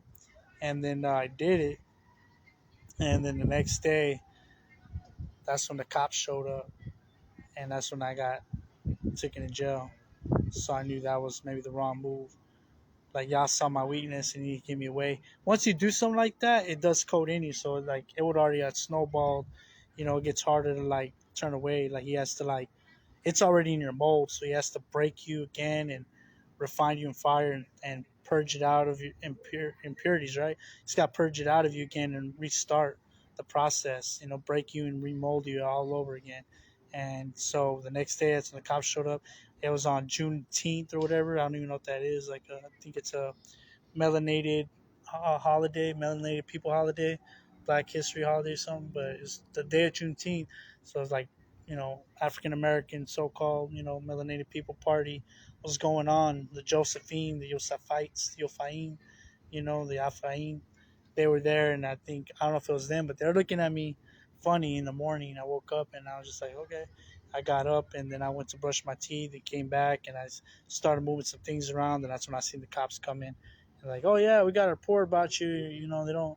And I've been sleeping there like weeks already, and I moved around a little bit. Don't get me wrong.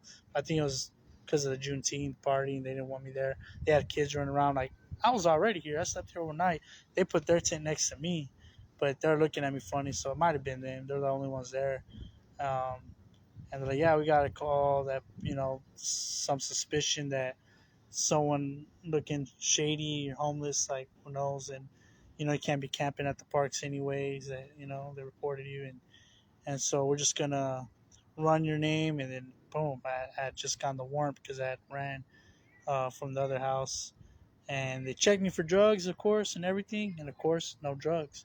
So that's something that the judge and the probation officer are now, I think, taking into account because they want you in a home because less chance you'll get on drugs. They think if you're homeless, you're gonna hit whatever's out there on the street. Like, nah. Some people just rather be outside. Just like some people rather not have to pay all the bills or rent, or can't because of whatever. It doesn't mean they're gonna do drugs now because they're outside. Inside, outside, you're gonna do drugs whether they want to or not. I don't do drugs, so my that's if I have to, if the 3 months go by and I'm not able to pay it, or I'm gonna start already getting the ball rolling, talking to my probation officer about if it's all right if I can just be homeless while I'm on probation, so I don't have to stress on, you know, being in a place, because some of the officers are like, oh, if you can't be in a place, then we'll just put you right back in the jail. We'll give you a place. But I'm thinking if I can be like, hey man, I'm gonna stay clean, I, no problem, you know, just don't put that requirement where I have to be in a place. And so, but Barack Yahuwah, that's my witness about the thing. So he knows for a reason.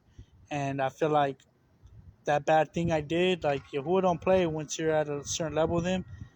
Any little thing I do, I get spanked for. Some people get away with a lot because it's kind of like, you're not taking it serious anyways. Why take the time and energy to, if he already sees you only gonna go so far, or you're gonna whatever. Some of you don't afflict at all because they're not even gonna change at all.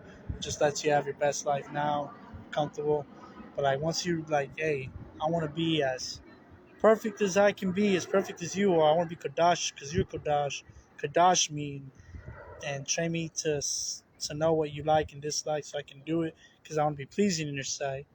All right, you mean that, huh? I mean it.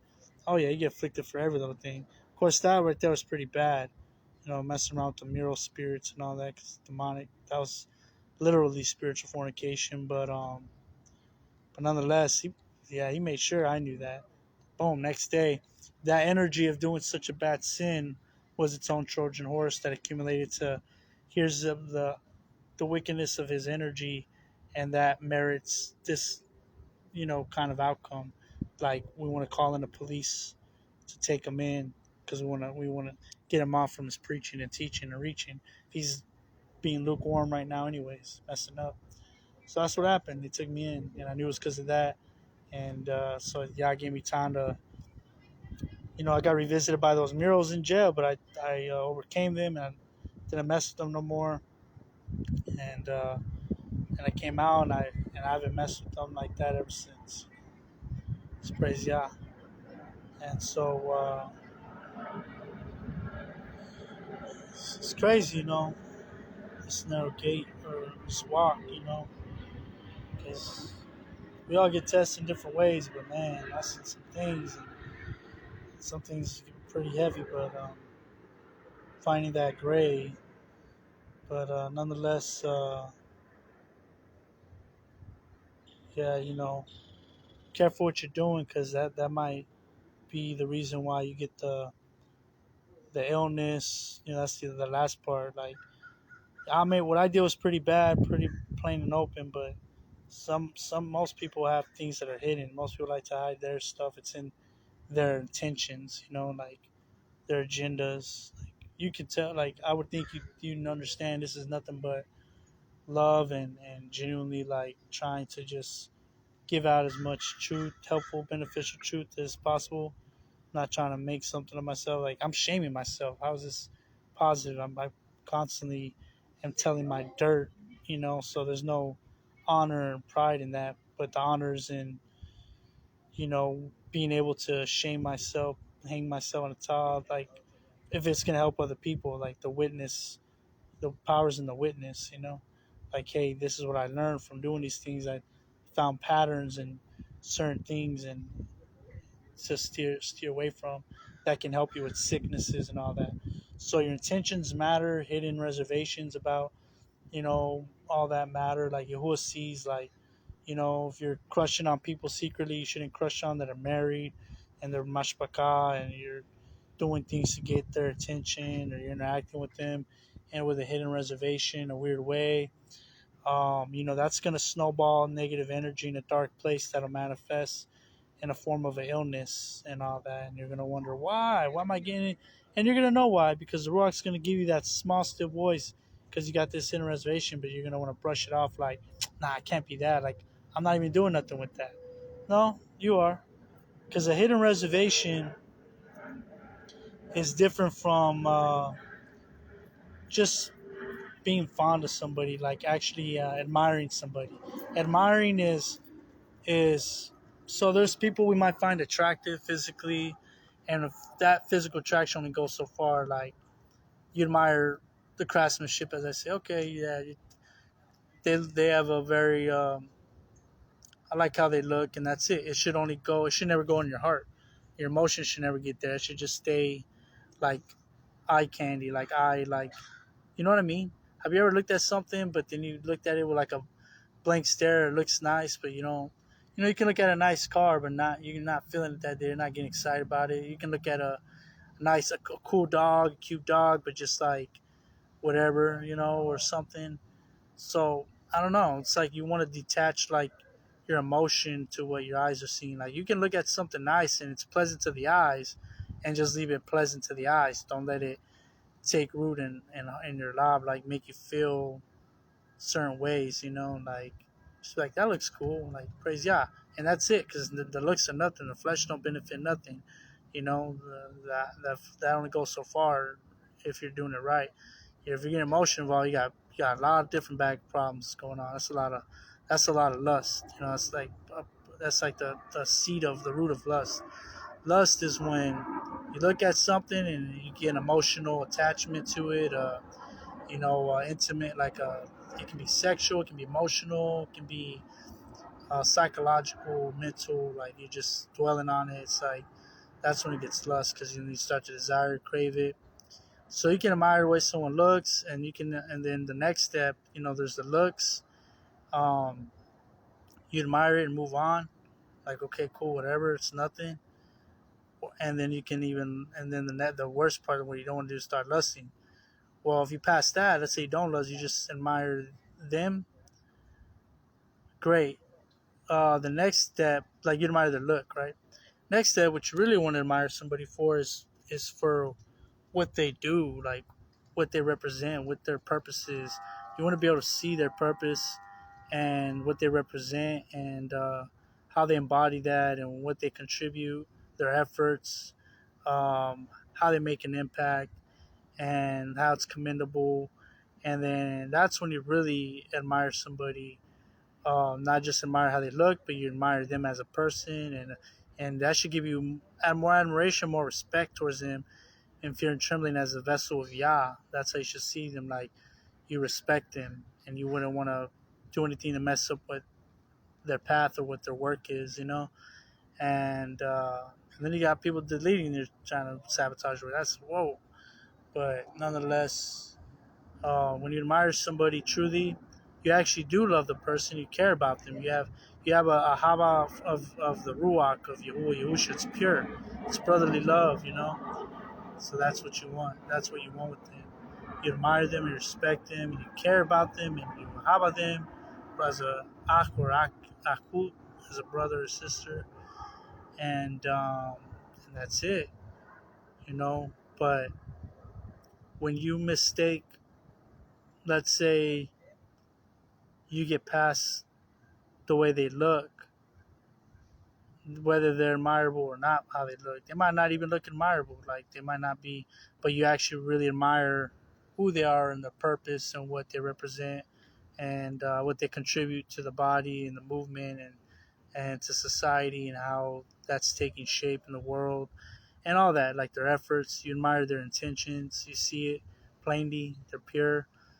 Um, but if we're emotionally unstable, there's something, a root in us of lust or whatever, we can take that admiration, and it can become the admiration can become infatuation, and you can start infatuating, like a crush on that person, and you might put it under the guise of, in the name of admiring, and that's perfectly fine, you know. But once you start crushing, and you have like this hidden romantic love, then that all your admirational interactions with the person, to admire them and just say hi and let them know you respect them, you care about them, and that's all fine. You can have those interactions and conversations. It's the intention. But once you have like a hidden romantic feeling towards them, you allow that. You chose that.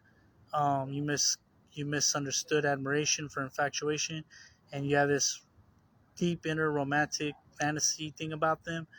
Then your interactions, regardless, even though they're pure and they're admirable, they're admirable, they're honorable, they're saying all the right things, but your intention, you got all this emotional lust and hidden romantic stuff. That's coming from that place, and those are hid. That's the hidden reservation, and that's the hidden thing. You want your little secret cake and eat it. Like you want your cake and eat it. You want your hidden guilty pleasure and all that, and you have to work on that, because that, you can talk to people and say all the right things just because you want to interact with them, but deep down, if you're crushing on the person, you shouldn't be, because they're married or whatnot.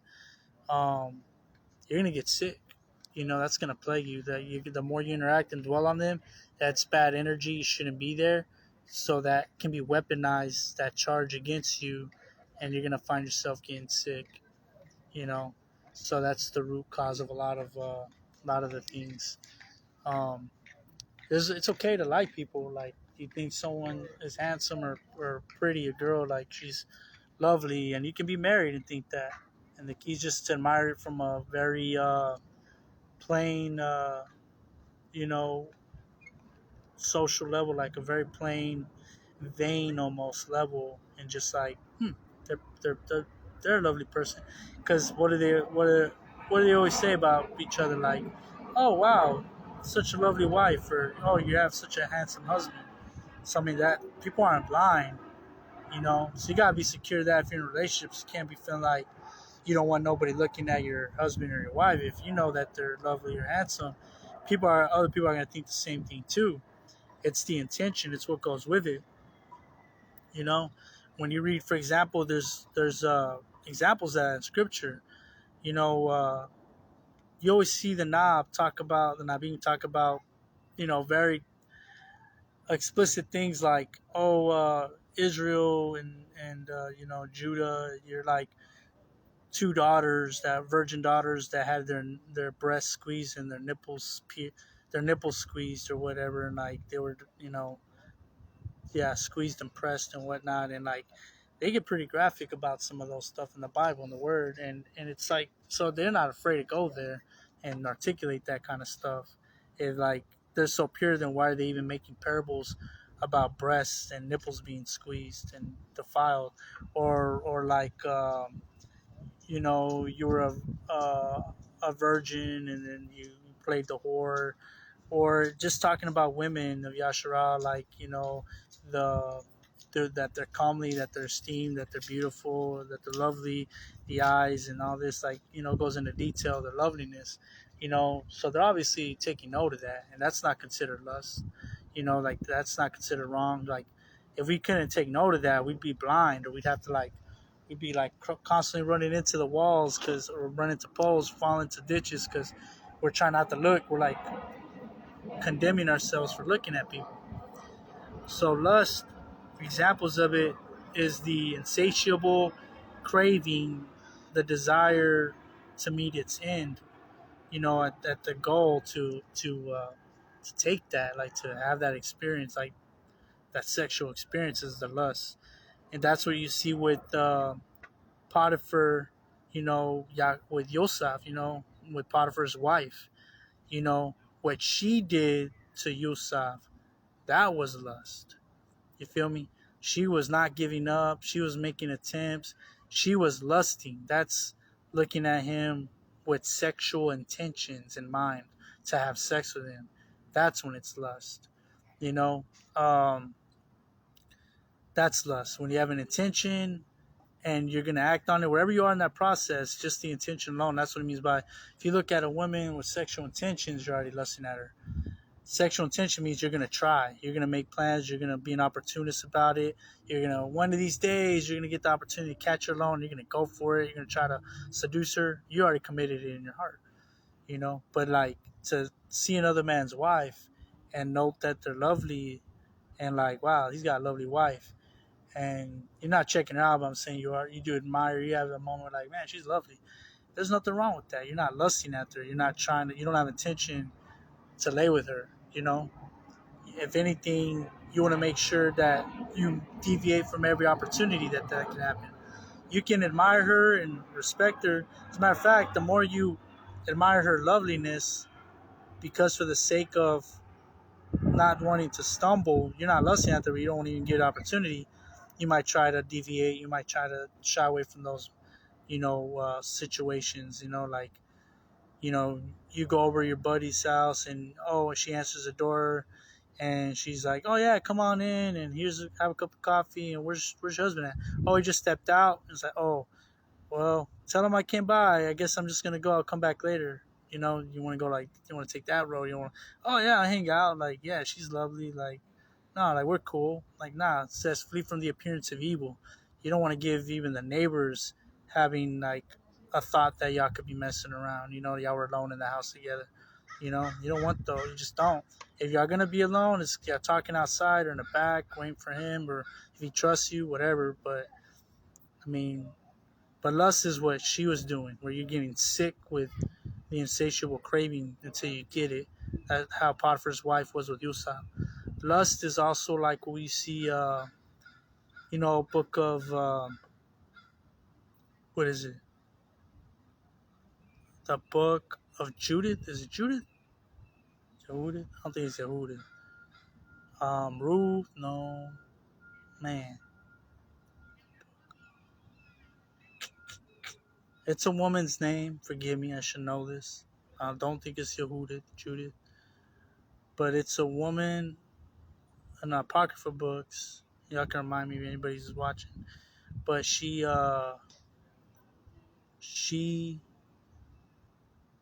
if you remember, she was married and she was from tribe Yehuda, and she was like lovely above all women. And these two Pharisees, two Kahanim, ministers of Yah, were like in love with her and were sick and drunk in love or whatnot, or sick with lust. And to the point where, like, they would have meetings and hang out and then, like, around her house, and then they would all leave. And then these two dudes would come back to her house later and, like, what are you doing? What are you doing here? And, like, man, I gotta admit it, man. I came to, what's her name? Like, check her out, man. Like, she's just got me. I just want to see her one last time. Like, yeah, me too. And, like, man, we're both like lusting after her. We both want her. Like, man, we'll make a plan to like trap her, and we're just gonna rape her, bro. Like, we're just gonna make her lay with us, and if she says anything, we'll deny, or whatever the story was. How did it go? It says we'll say that we caught her in adultery and that the dude ran away, and then whatnot. So they tried that. And they made a plan to like stage snare her up. And because they lusted after, that's lust. They were lusting. They had the intention to sexually lay with her, making plans. That is lust. That's what Yahusha meant by, it is written, don't commit adultery, because what is adultery? Sleeping with another man's wife. So the context would have to be in the thought of the root of that.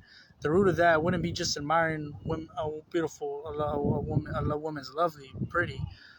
The root of committing adultery starts with wanting to lay with them, leads to adultery.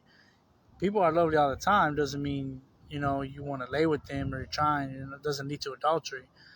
But like Yush says, I tell you the truth, it is written, don't commit adultery. But I say whoever looks at a woman with sexual intentions to lust after her, sexual intention, or to lust after her means sexual intention. To lust after her, to insatiably crave her, to make plans, to be an opportunist towards her, like crave her, desire her, are going to make attempts for it, already did it. Even if they think they haven't, like even if they don't, if it fails, their attempts fails, I counted it because they attempted it. They're attempting it in their life. That is lust. So that all to say that you could admire, people's wives for days. They got a pretty wife. They got a pretty wife, lovely wife. Just it shouldn't ever go into an sexual intention or an imagination. It should just be like, just keep it at the eye level, at the surface level. That's what I'm looking for. Keep it surface level. Like, oh, she's lovely, great, move on. Looks are deceiving. Like what is she like? What are her intentions? How does she operate? Is it praiseworthy?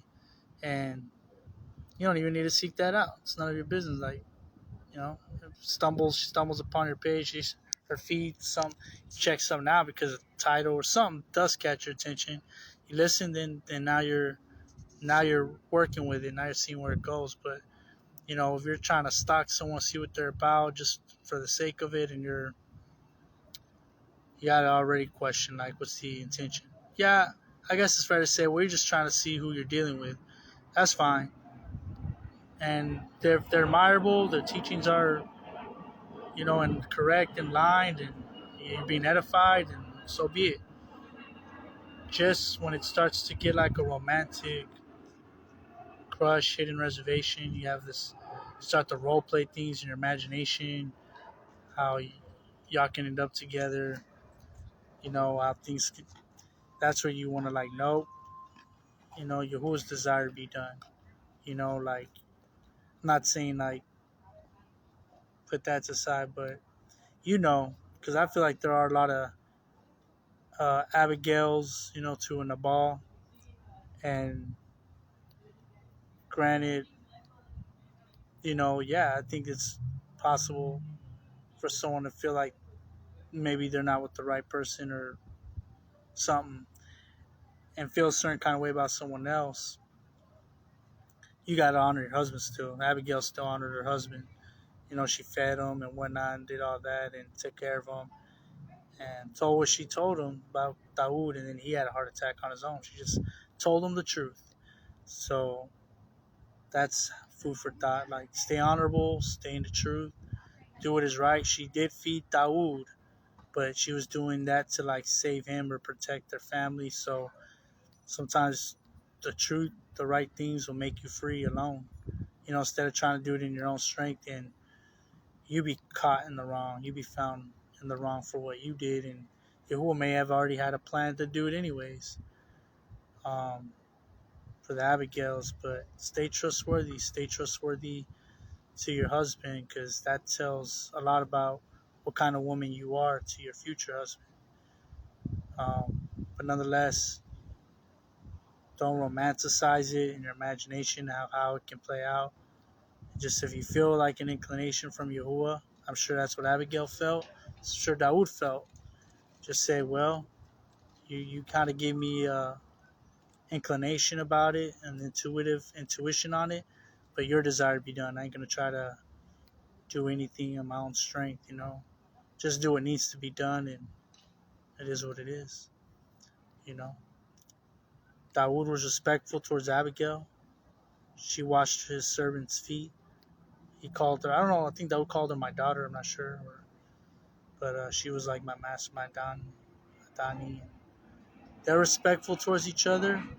They have their interaction, and I'm sure Dawood kept it surface level. He's like, she's pretty, but that ain't mine. Like Baruch is her husband, and then it just so happened he found out she died, and you know, he was probably like, your husband's really fortunate to have you, because I was about to kill him and you saved him. Like, he's Baruch to have you.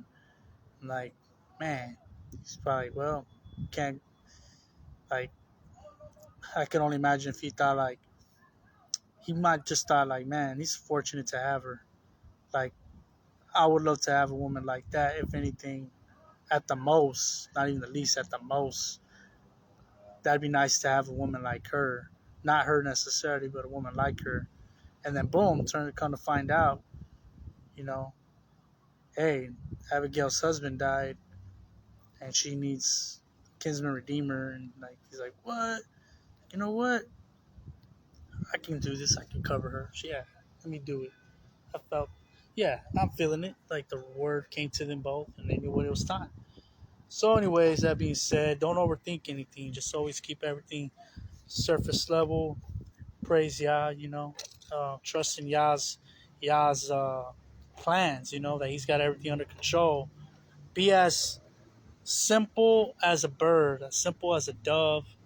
They're not worried, they're not tripping, they're not sowing and tilling. They just like go out, whatever, worm for the yom. Yahuwah provides, Barak Yahuwah, and do what they do and trust Yah. They're just enjoying it. The process, through the struggles, the ups and downs, they don't cease to praise Yah, to trust Yah, and that's the main thing. It's like, He's got us. We've been living however long we've been living, and one thing remains to still be true. He takes care of us. Like, in the good and the bad, things still always turn out good. Like, they always turn out favorable. He brings us to a place of peace and, rest and refuge.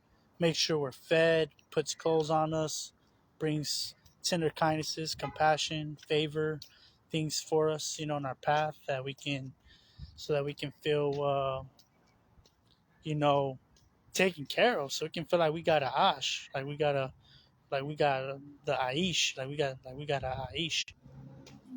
All right, my bad. I walked off, and I guess that was not the way to go. I started losing connection. I was already finishing up though, because I got the Wi-Fi from the plaza. Like, this entire court plaza is supposed to. I thought the Wi-Fi reached the entire parking lot and everything. Every building around it was what the Wi-Fi was for, but it's in the cutoff on the other side there. But nonetheless, man, Yahusha is showing me, at least for me, regardless when I'm struggling or like it seems like I'm lacking stuff, the greatness of his tender kindnesses way outweigh, the whatever's lacking. And I feel like I can feel that sense of like he's treating me like an Aish. He's treating me like a husband.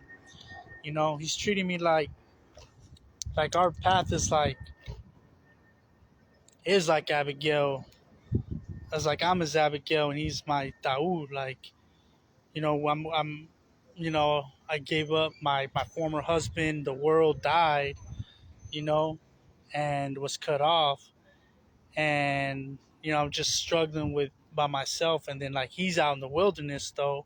He ain't fully has received the rain yet like that, exalted like that on earth yet, but he's still operating with us in the wilderness, with his warriors, his soldiers, the army, and he's making sure like he's got us taken care of. Like Dawood was out there in the wilderness with two wives, symbolic of we're all his brides, and he's out here in the wilderness with us, struggling with us. We're out here together, like in the heat, going through what we got to go through. And but he comes up, when he comes up in the wilderness, it's like we're homeless together. But nonetheless, we're just waiting for him to receive the rain. But we got to show we're willing to go through the wilderness process with him, like Dawood did in the wilderness, trusting he's gonna get the rain. We gotta be like Abigail's to Yahusha, like wash the feet of his servants, like do what's right to amongst men. And he comes up, like people give up provisions, or he has his own provisions, right? I'm not even gonna parabolize that. He just, but it's like in a sense, like it's manifesting through that story, like he makes sure, like even though we're out here struggling, you know, every now and then, but nonetheless, he gives us the best of the best when he acquires it. Like I can't explain it, it's like I may not have a job, but then he puts me up in a really nice place, like hey, it's like we're homeless together and someone let us in, but through the manifestation of a housing program, a little halfway house sober living unit, you know with like a nice fancy big house, for 3 months. But that's just the manifested narrative paradigm backstory in the natural realm. But really, it's like me and Yahusha just out here in the wilderness together, and he's like, "Hey, I got somebody that's gonna let us stay in a nice house. I want to put you up there for 3 months. I'm gonna take care of you. I'm putting you up there, and I'm providing you food. I'm providing you this, and I'm just trying to find a job." And he's just like, "Don't worry, baby. You ain't gotta work. Don't worry, honey. Like you ain't gotta work right now. Like just do me." I'm like, and I'm just being like that, you know, like that worrying wife that's like I need to find work, I need to find a job, like what are we gonna do? We get like the nagging wife, like the worrying wife, and but then he's just sovereign Dawood, Mak Dawood, Yahusha, he just always tends to provide and have what we need. And that makes the relationship more intimate because I may not have everything, but I have everything. It's like I don't have what I want, I don't have what I think I need, but I truly have all that I need in Yahusha. Like I have Him, and that's all that matters. I have Yahusha. We have Yahusha, and that's all that matters. Like it's the greatest love story never told, and everybody's living it. But it's depending how you're seeing it, if you're perceiving that love story. You see a lot of couples out here, like have you seen those couples that are on the streets or whatever, like they're homeless together? Sometimes you see those couples where it's like the dude who's like going out trying to make sure his girl gets fed, acquiring food and clothes and shoes. He's doing some things. He's doing what he can. All right, sorry, folks. He's gonna, guys. I guess I gotta stay here, which is cool because that is cool because inappropriate music, anyways. Nonetheless, yeah, you see couples and sometimes you see like where the girl's ungrateful. Like that's your husband though. Like you can't be disrespectful. Like he's doing what he can to provide. You don't want to be like the type of woman that runs off with another man. You know what I mean? Like your husband's not measuring up, and you're already like. But then there's other dudes like like when I talked about that parable of like sometimes the enemy's got to give you a baraka, like give you something. Well, it's like another dude giving it to you, and they're trying to get you like to submit or be in agreement, like to kind of like kiss their hand in a way, kind of like have a little intimacy with them, like to try to mock Yahusha to his face. And it's like, nah, that's why I say you got to turn those down. Because then the Malakim come, Yahuwah's servants come, It's like they're sending men from wherever they're coming from Shamayim, but he always got men that are going down, they're bringing stuff back. And it's like, here you go, the whole Dawood to make sure his army comes back and feeds, the people, and then there's food for his wives. And but sometimes you got the woman who's ungrateful, like the husband's doing his thing, and it's like she's acting like they're not even together. Like she walks off on him. You know what I'm talking about? You don't want to be like that towards Yahusha. Like what I'm trying to say. That's what I'm trying to say. Is like when we murmur and complain, when things aren't going how we want it to be going, it's almost like a girl when you see those couples, like the girl struggling with their boyfriend, and she just keeps on walking off on him, and going to hang out with other dudes, because he's not adding up to her standard. Like he's not taking care of her how she wants. You ever seen that? You see that a lot on the streets. She'll just literally, especially like in a drug world, like you could take a drug world and turn it into duality, double-edged sword on the duality side. You see like a lot of these couples and this dude have a lot of drugs at the time, so the girl be like hanging out with him, like they're all in love, and they're doing drugs together, doing meth together. All of a sudden he runs out of drugs, and she's coming down, so she's getting irritable because she wants more drugs. She's fiending, and he's just like, he might still feed her and give her some food, but she wants the drugs though, like she wants something more. So then like she'll like straight up walk off on him like it ain't nothing, and go with the next dude who's got what the drugs she's looking for, you know, and that drug's parabolic of like, the drug can be like the materialistic life that we think we're supposed to have. That can be a drug. Everybody's chasing the dream. The dream is a drug. It's a drug dream. The dream is a drug. The materialistic life, the house, the this, the that. So, you might be walking with Yahusha, and he might just be in a position where right now he's just testing you, like, yo, but as in this world we're gonna have tribulation, we're gonna have trouble, but take courage, he has overcome the world. But we got to go through the process through our timeline with him to get there. And so if you're being deceived by the Christian mindset, like getting your best life now, the JC wants to BS you and all that, the false names, false spirits, God and all that, then you're going to chase that dream, and you probably will get it if you're into the counterfeit stuff. But once you come into the truth and the ruach of that truth, and you're focused more on just being obedient to Torah and keeping the commandments and the fruit of the ruach of Yahusha, the world changes. You start losing stuff. You start getting spit out by the world. All of a sudden, you're looking at Yahusha like, what's going on? Like, where's materialist? Where's provision? He's like, I'll take care of you. I'll provide, and he does. You still provide, but he's showing you a different reality of like, hey, he said a servant is not above his master. What do Yahusha say? Foxes have dens and birds have nests, but the Ban of Adam, the Son of Man, the Ban of Adam, the Mashiach himself, has no place to rest his head. So if he's got to be that way, if you want to claim to be his, you got to be able to go through that walk with him. But then Christianity, tell me why they're on this prosperous thing.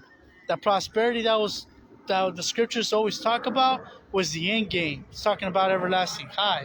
And things happen where they did prosper, Abraham and whatnot, but those were all to project what everlasting high is going to be like, not to get it now. When Yahushua came, he said, hey, there's a new covenant. You could safely say there's something new about the renewed covenant, not just that animal sacrifices were done away with, but all the provisions and the prosperity that the Israelites had. We're not going to get to Yahushua comes back. This is all the refining process, like gold in the fire. This is all the affliction, the double-edged sword. This is the trials and tribulation. This is the servant is not higher than his master. They hated you, they're gonna hate me too.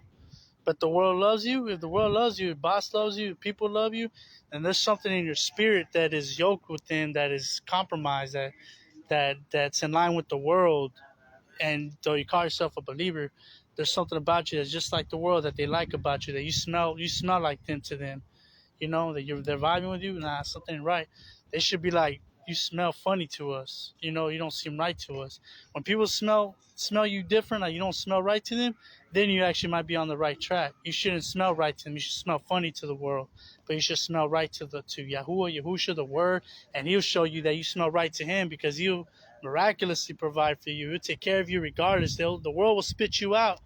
You know, if you're not getting spit out, I don't know. All I know is from what I experienced. Everybody's path is different. You might have kids and whatnot. Yeah, I trust you. Who will like you make sure to provide in that sense. You gotta maybe you don't got to, but you make sure that you got a job or whatever. Maybe try to get you to a place where you're in a community with other believers that live off the land because they do all that. There's a lot of those now. That'd be the best bet if you have a family because you don't want to integrate your kids with the world and do it in the worldly way, you know. And you got to work around the world. I don't even understand how you can work with the world. I can't hardly much work with the world. Like sometimes I say certain things, but now they're getting cooler. I ain't gonna lie. So maybe the Shamayim rain has come, and the great multitude are the world, and they're all starting to change. And it's really gonna be like there's gonna be a large portion. Yeah, it's still wicked, but a large portion is surely I think starting to show to be the great multitude.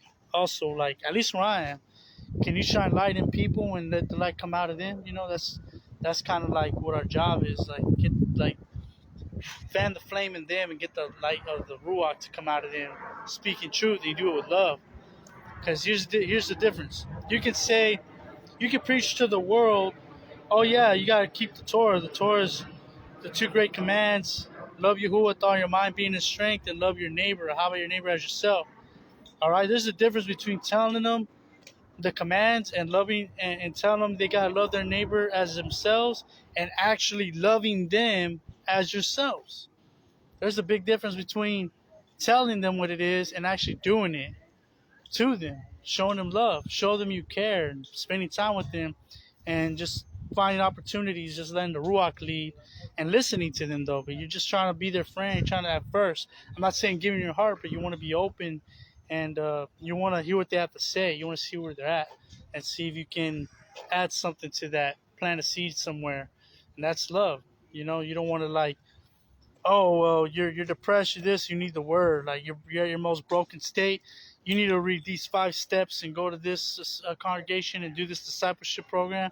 And it's like so cold, you know. It's like no, like you need to spend time with them and listen to what they have to say and hear their story and hear their heart cry out a little bit, and then kind of just sit with them and just be there, like Yob's friends were. And then maybe start telling about the word, how it's helped you, and just little things here and there, you know. But just be a friend, especially with a broken person. I'm not talking about someone's rejecting you out of spite and hate, but just someone that's broken and never really heard, and they just need someone to spend some time with them. Well, word, that's a Samaritan. You know, he was left for dead. Broken people, depressed people, a lot of times I like that story of the Samaritan with that dude that got jumped and they left them for dead. They're broken, they're left for dead spiritually. And you want to be a Samaritan, the Shamaruni, bandage up their wounds, put them on your animal, lift the burden up for them, go the extra mile and walk with them and get them where they need to get to, help them, call some resources for them and help them out a little bit in Chai, you know, and just hang out. And then every now and then share the word. Yas change, but don't make it so much the focus. That's happening through you spending time with them. That is the word. You're living the word. You just let them know you stand on it, but then you just live it. You're just actually doing it when you caring about them and listening to what they have to say, making them smile every now and then. You know, feel that love. You know, makes you want to cry. You know, the real stuff. What happened to that? That's the real test. You know, that's the real way. So, nonetheless, Yahusha shall always provide for us. You want to be Abigail. You don't want to be an ungrateful girlfriend out in the wilderness who's ready to leave Yahusha or the boyfriend at the drop of a dime for something better, you know, because he's not giving us our best high now. No. You know, when you go for your best high now and you find an opportunity in ways you maybe not even realize because you're so fixed on that, you may not even realize you compromised walking with Yahusha somewhere to some measure in some moments just to get to that point.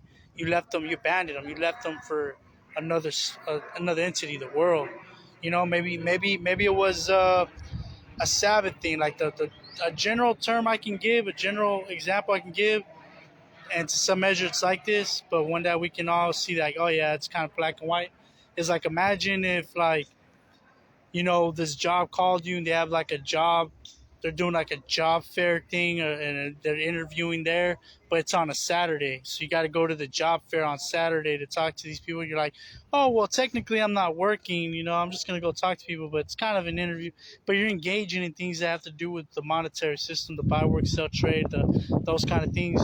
You go to that on a Saturday and in case you try to get a job and you get the job, you didn't you compromised. You left Yahusha for another man at that moment. You broke the Sabbath. He is the Sabbath. So when you step out of that to like, well, I gotta eat, I gotta provide. Like the only way I can get this opportunity and make this work, if I'm gonna have a chance, like Yahusha don't want me to struggle either. Like he wants to make sure I'm being rational and trying to take care of myself. Is if I go to this job fair on the Sabbath, he'll forgive me. Like that'll never be clean from then on. That job, that path is a path. That moment you know broke the Sabbath, you didn't engage in Sabbath keeping the entire day. You decided to do your own desire to do worry. Like 6 days, you have to worry about your own thing like that, like the worries and the Sabbath 7 days to rest. You just meditate, stay with Him. You don't do things pertaining to work like that, running errands and trying to take care of stuff. You do that on a Sabbath day like that, you broke the Sabbath. That path is forever tainted, because you basically on the Sabbath day you got up and left Yahusha and went to another man's house at a job fair. You went to his thing, his gig. Yahusha stayed behind at the park and was doing the Sabbath or stayed at home. You left them forever. Went to this place and they hired you at this job fair on the Sabbath. They called you back. You didn't come back to Yahusha. Okay, I'm back. No, it's now forever a path with that job and that man, that entity, that spirit. You're now yoked with that spirit. You can call it whatever you want, and think you're keeping Sabbath from then on. Like now, I'm keeping it. Like I got the job. It's Monday to Friday. I keep the Sabbath. It's not keeping the Sabbath because the foundation, the root, and how you did it was already like tainted at the roots. So the entire fruit is like the way you did it. It's like fake to y'all now. So you might get job security, think everything. Watch, everything won't even start working favorably. You start getting prosperous, you start getting, cars and everything start working out. It ain't Yah. That's Satan. He's giving you your best life now, and y'all are mocking Yahusha together in his face. You unknowingly, but he knowingly, because you broke the Sabbath for him. You trusted in him through man. You trusted in Satan through man to break the Sabbath and do rather what you felt you were going to find security in the elements of man powered through Satan. Satan's guise is of breaking the Sabbath. And so now you're under his authority, his jurisdiction, but you think you're forgiven and favored, and Yahusha might take you back at some point along the road, but I don't think he's going to forgive you that easy. And when he does, don't be surprised if he causes something else to happen to lose your job and bring you back where he was at with you originally to start. Like, he don't play like that. I've been through ups and downs with him like that for like the past 10 years. And I finally learned that lesson. Like you can't compromise and break a Sabbath or break certain things and then keep going, like thinking that the outcome of those things that you broke to compromise to better your high, he's going to be okay with. Those things were tests designed for you to be trustworthy to him, to compromise those things, even though knowing there's a possible chance that things weren't going to get better, you weren't going to come up from it. He's just going to keep you down and keep you with him is all that matters, to see if you can have the wisdom, the understanding, the integrity, the righteousness, the endurance to understand, hey, in this world, in this high, you're going to have trouble. The point of it is to struggle, but it will refine you like gold in the fire. What doesn't kill you makes you stronger. But it's to trust and understand. Forget this world. You're going to have everything with me. Anyways, that's all that matters. Keep my commandments, trust in me. You're going to have screw job security. You're going to have eternal high insurance, eternal security, living with me forever because you dodged compromising, losing me. You dodged those things that give me up. You chose me every time. That's what he wants to see, that track record like Guitar Hero. Guitar Hero, you hit all the right buttons, and you keep hitting them, and the music amps up, and you get more, and then you hit that wrong one. It kind of puts you back, and you got to start over a little bit. You can't keep hitting those too many times, or else it's like, oh, game over. Like you gotta get back on there and play again and get better and keep hitting it to where you know how to play every song and hit it and to the end. You just gotta keep hitting it regardless how you know, electrified and shocked you get. You might get hit by lightning. Things might be exploding, and you might get shocked. You might get hit. You keep going, staying obedient to Yah, because it's at the end you understand this guy's but a vapor. You trust in that, so you stay obedient anyways, because that's showing you truly trust in them. Because you and those are your special group, not even the 144,000. I think it's like the special remnant group for his own possession that are like the Aliyahus and the Hanuk that get taken up. Those are the ones that are raptured. They showed in every way, exhibited that they're trustworthy and obedient to the Torah, regardless of what the world put in front of them to cause them to compromise. So they already showed themselves approved to be worthy to go. But the ones that were like lukewarm, messing up, trying to eat, have their cake and eat it, think they could play a Husha like, oh, I just plead the blood and ask him for forgiveness and then I won't do it no more. I already got the job now. I don't have to do. And like certain things, they keep doing little things like that throughout their path, and just to get prosperous. Oh man, they're gonna have to lose their head for it. That's what it says, 104, because in the end, Satan's going to be like, no, you're mine, mark of the beast time. Like, you've already been rocking with me in this financial institution. The next upgrade on the financial institution is to get the mark of the beast to buy, sell, trade. And like, no, we've been rocking with Yahusha. No, you haven't. You've been rocking with me. And what you going to choose, me or him? If you want him, you got to lose your head for it. You've already, like, you can't have your cake and eat it. Like, and, like, that's where it's going to be like, all right, let's see if you're. That's going to be your ultimate offering back to Yahusha to show him you really do love him, because losing your head says, forgive me that I was compromising and trusting in man.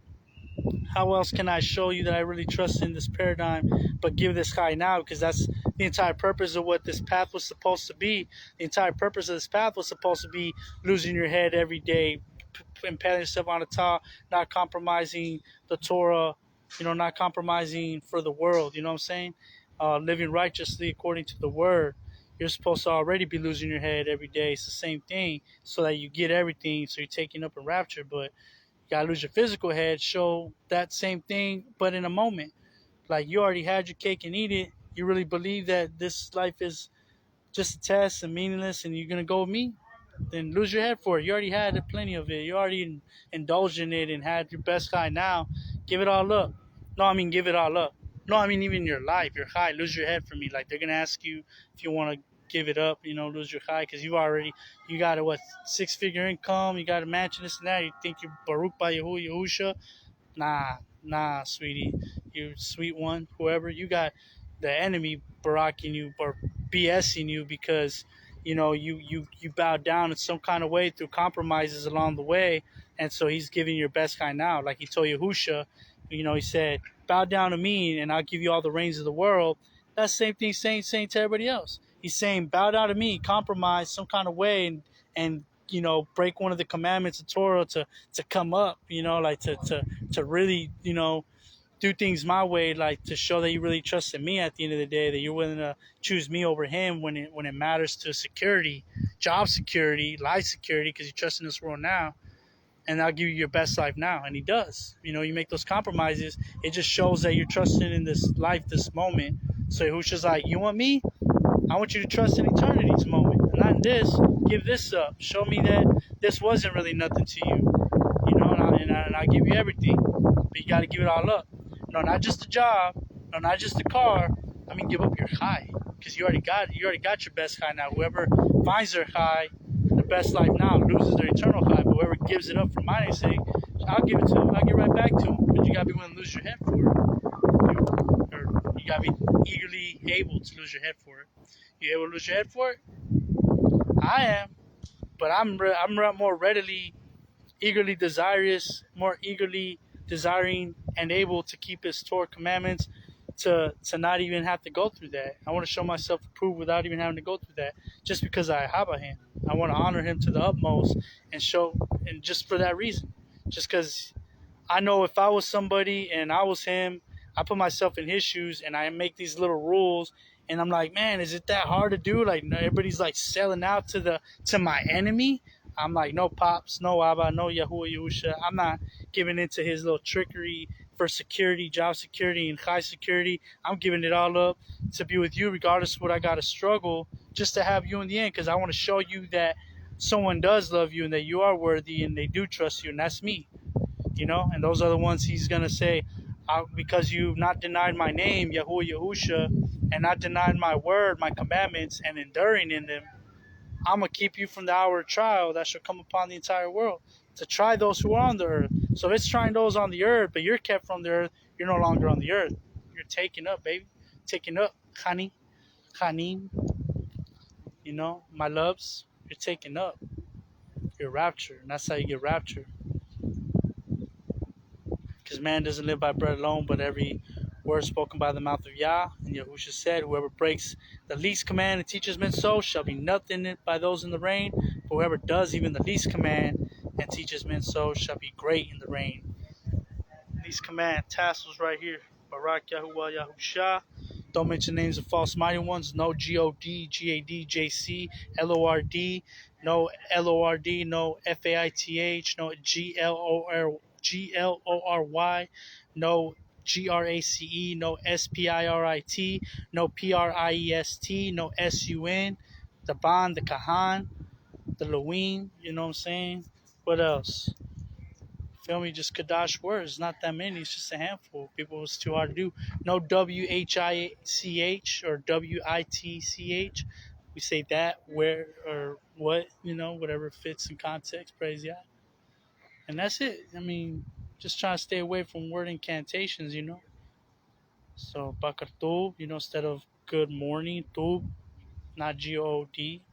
Anyways, that's that's a discipling process right there. That's another thing, but one step at a time. With that, I bid y'all farewell. I trust this message was edifying. Take it in, rewatch it, let it plant in, operate in it. Yahu Barak you, Yahu Barakata, Ahabata, we Barakata, Ahabata, Halalata, Durata, Via, Adani Wali, Aishi, Yahusha, with all our mind, love, being, and strength, Dura, Dura, Dura, Mana, Manu, Man, Halal, Yahuwah, Yahusha, Hallelujah. And I put on petition, Nabi Yahuwah, Mak Yahusha, I put on petition that for you all, that Yahuwah Barakata, Yahuwah Barak you, favor you, and increase you, and guard you, protect you, and strengthen you, and keep you. Yahuwah make his face shine upon you, be compassionate and favorable towards you. Yahuwah lift his countenance and presence and essence upon you, and give you shalom. Yahuwah give you shalom and fill you with all the fruit of the Ruach, to be a light to the nations and a light to one another, to sharpen each other as iron sharpens iron, that we might prepare each other to be a perfect, spotless, pure virgin bride, prepared for our Adani, our Adanainu, Alahainu, Malkainu, Mashiachinu, Ashiainu, Aishainu. Yahusha Mashiach, that we might be worthy to enter the marriage wedding supper of the Lamb, and to be brought into your chambers. And you, Mak Yahusha Mashiach, that will be Echad one, that we abide in you, and you in us, that will be perfect as you are perfect. For you, Avi Yahuwah, Mak Yahusha, and Ruach HaKodesh, to make us perfectly in your image. And so we put out and petition these things, Avi Yahuwah, Mak Yahusha, and Ruach HaKodesh, praise and Todah and gratefulness, by the power of the Dam of the Shah, the renewed covenant, by your power and authority, Mak Yahusha Mashiach, Adonai Norahainu, Adani, Ali, Tur, Tur. Aman, Waman, Waman. Halal Yahuwah, Yahusha. Hallelujah. Halal Yahuwah, Yahusha. With that, I bid you farewell. Shalom, shalom, Yasharal. Shalom, shalom, Mashpaka. Shalom, shalom. Ahavata.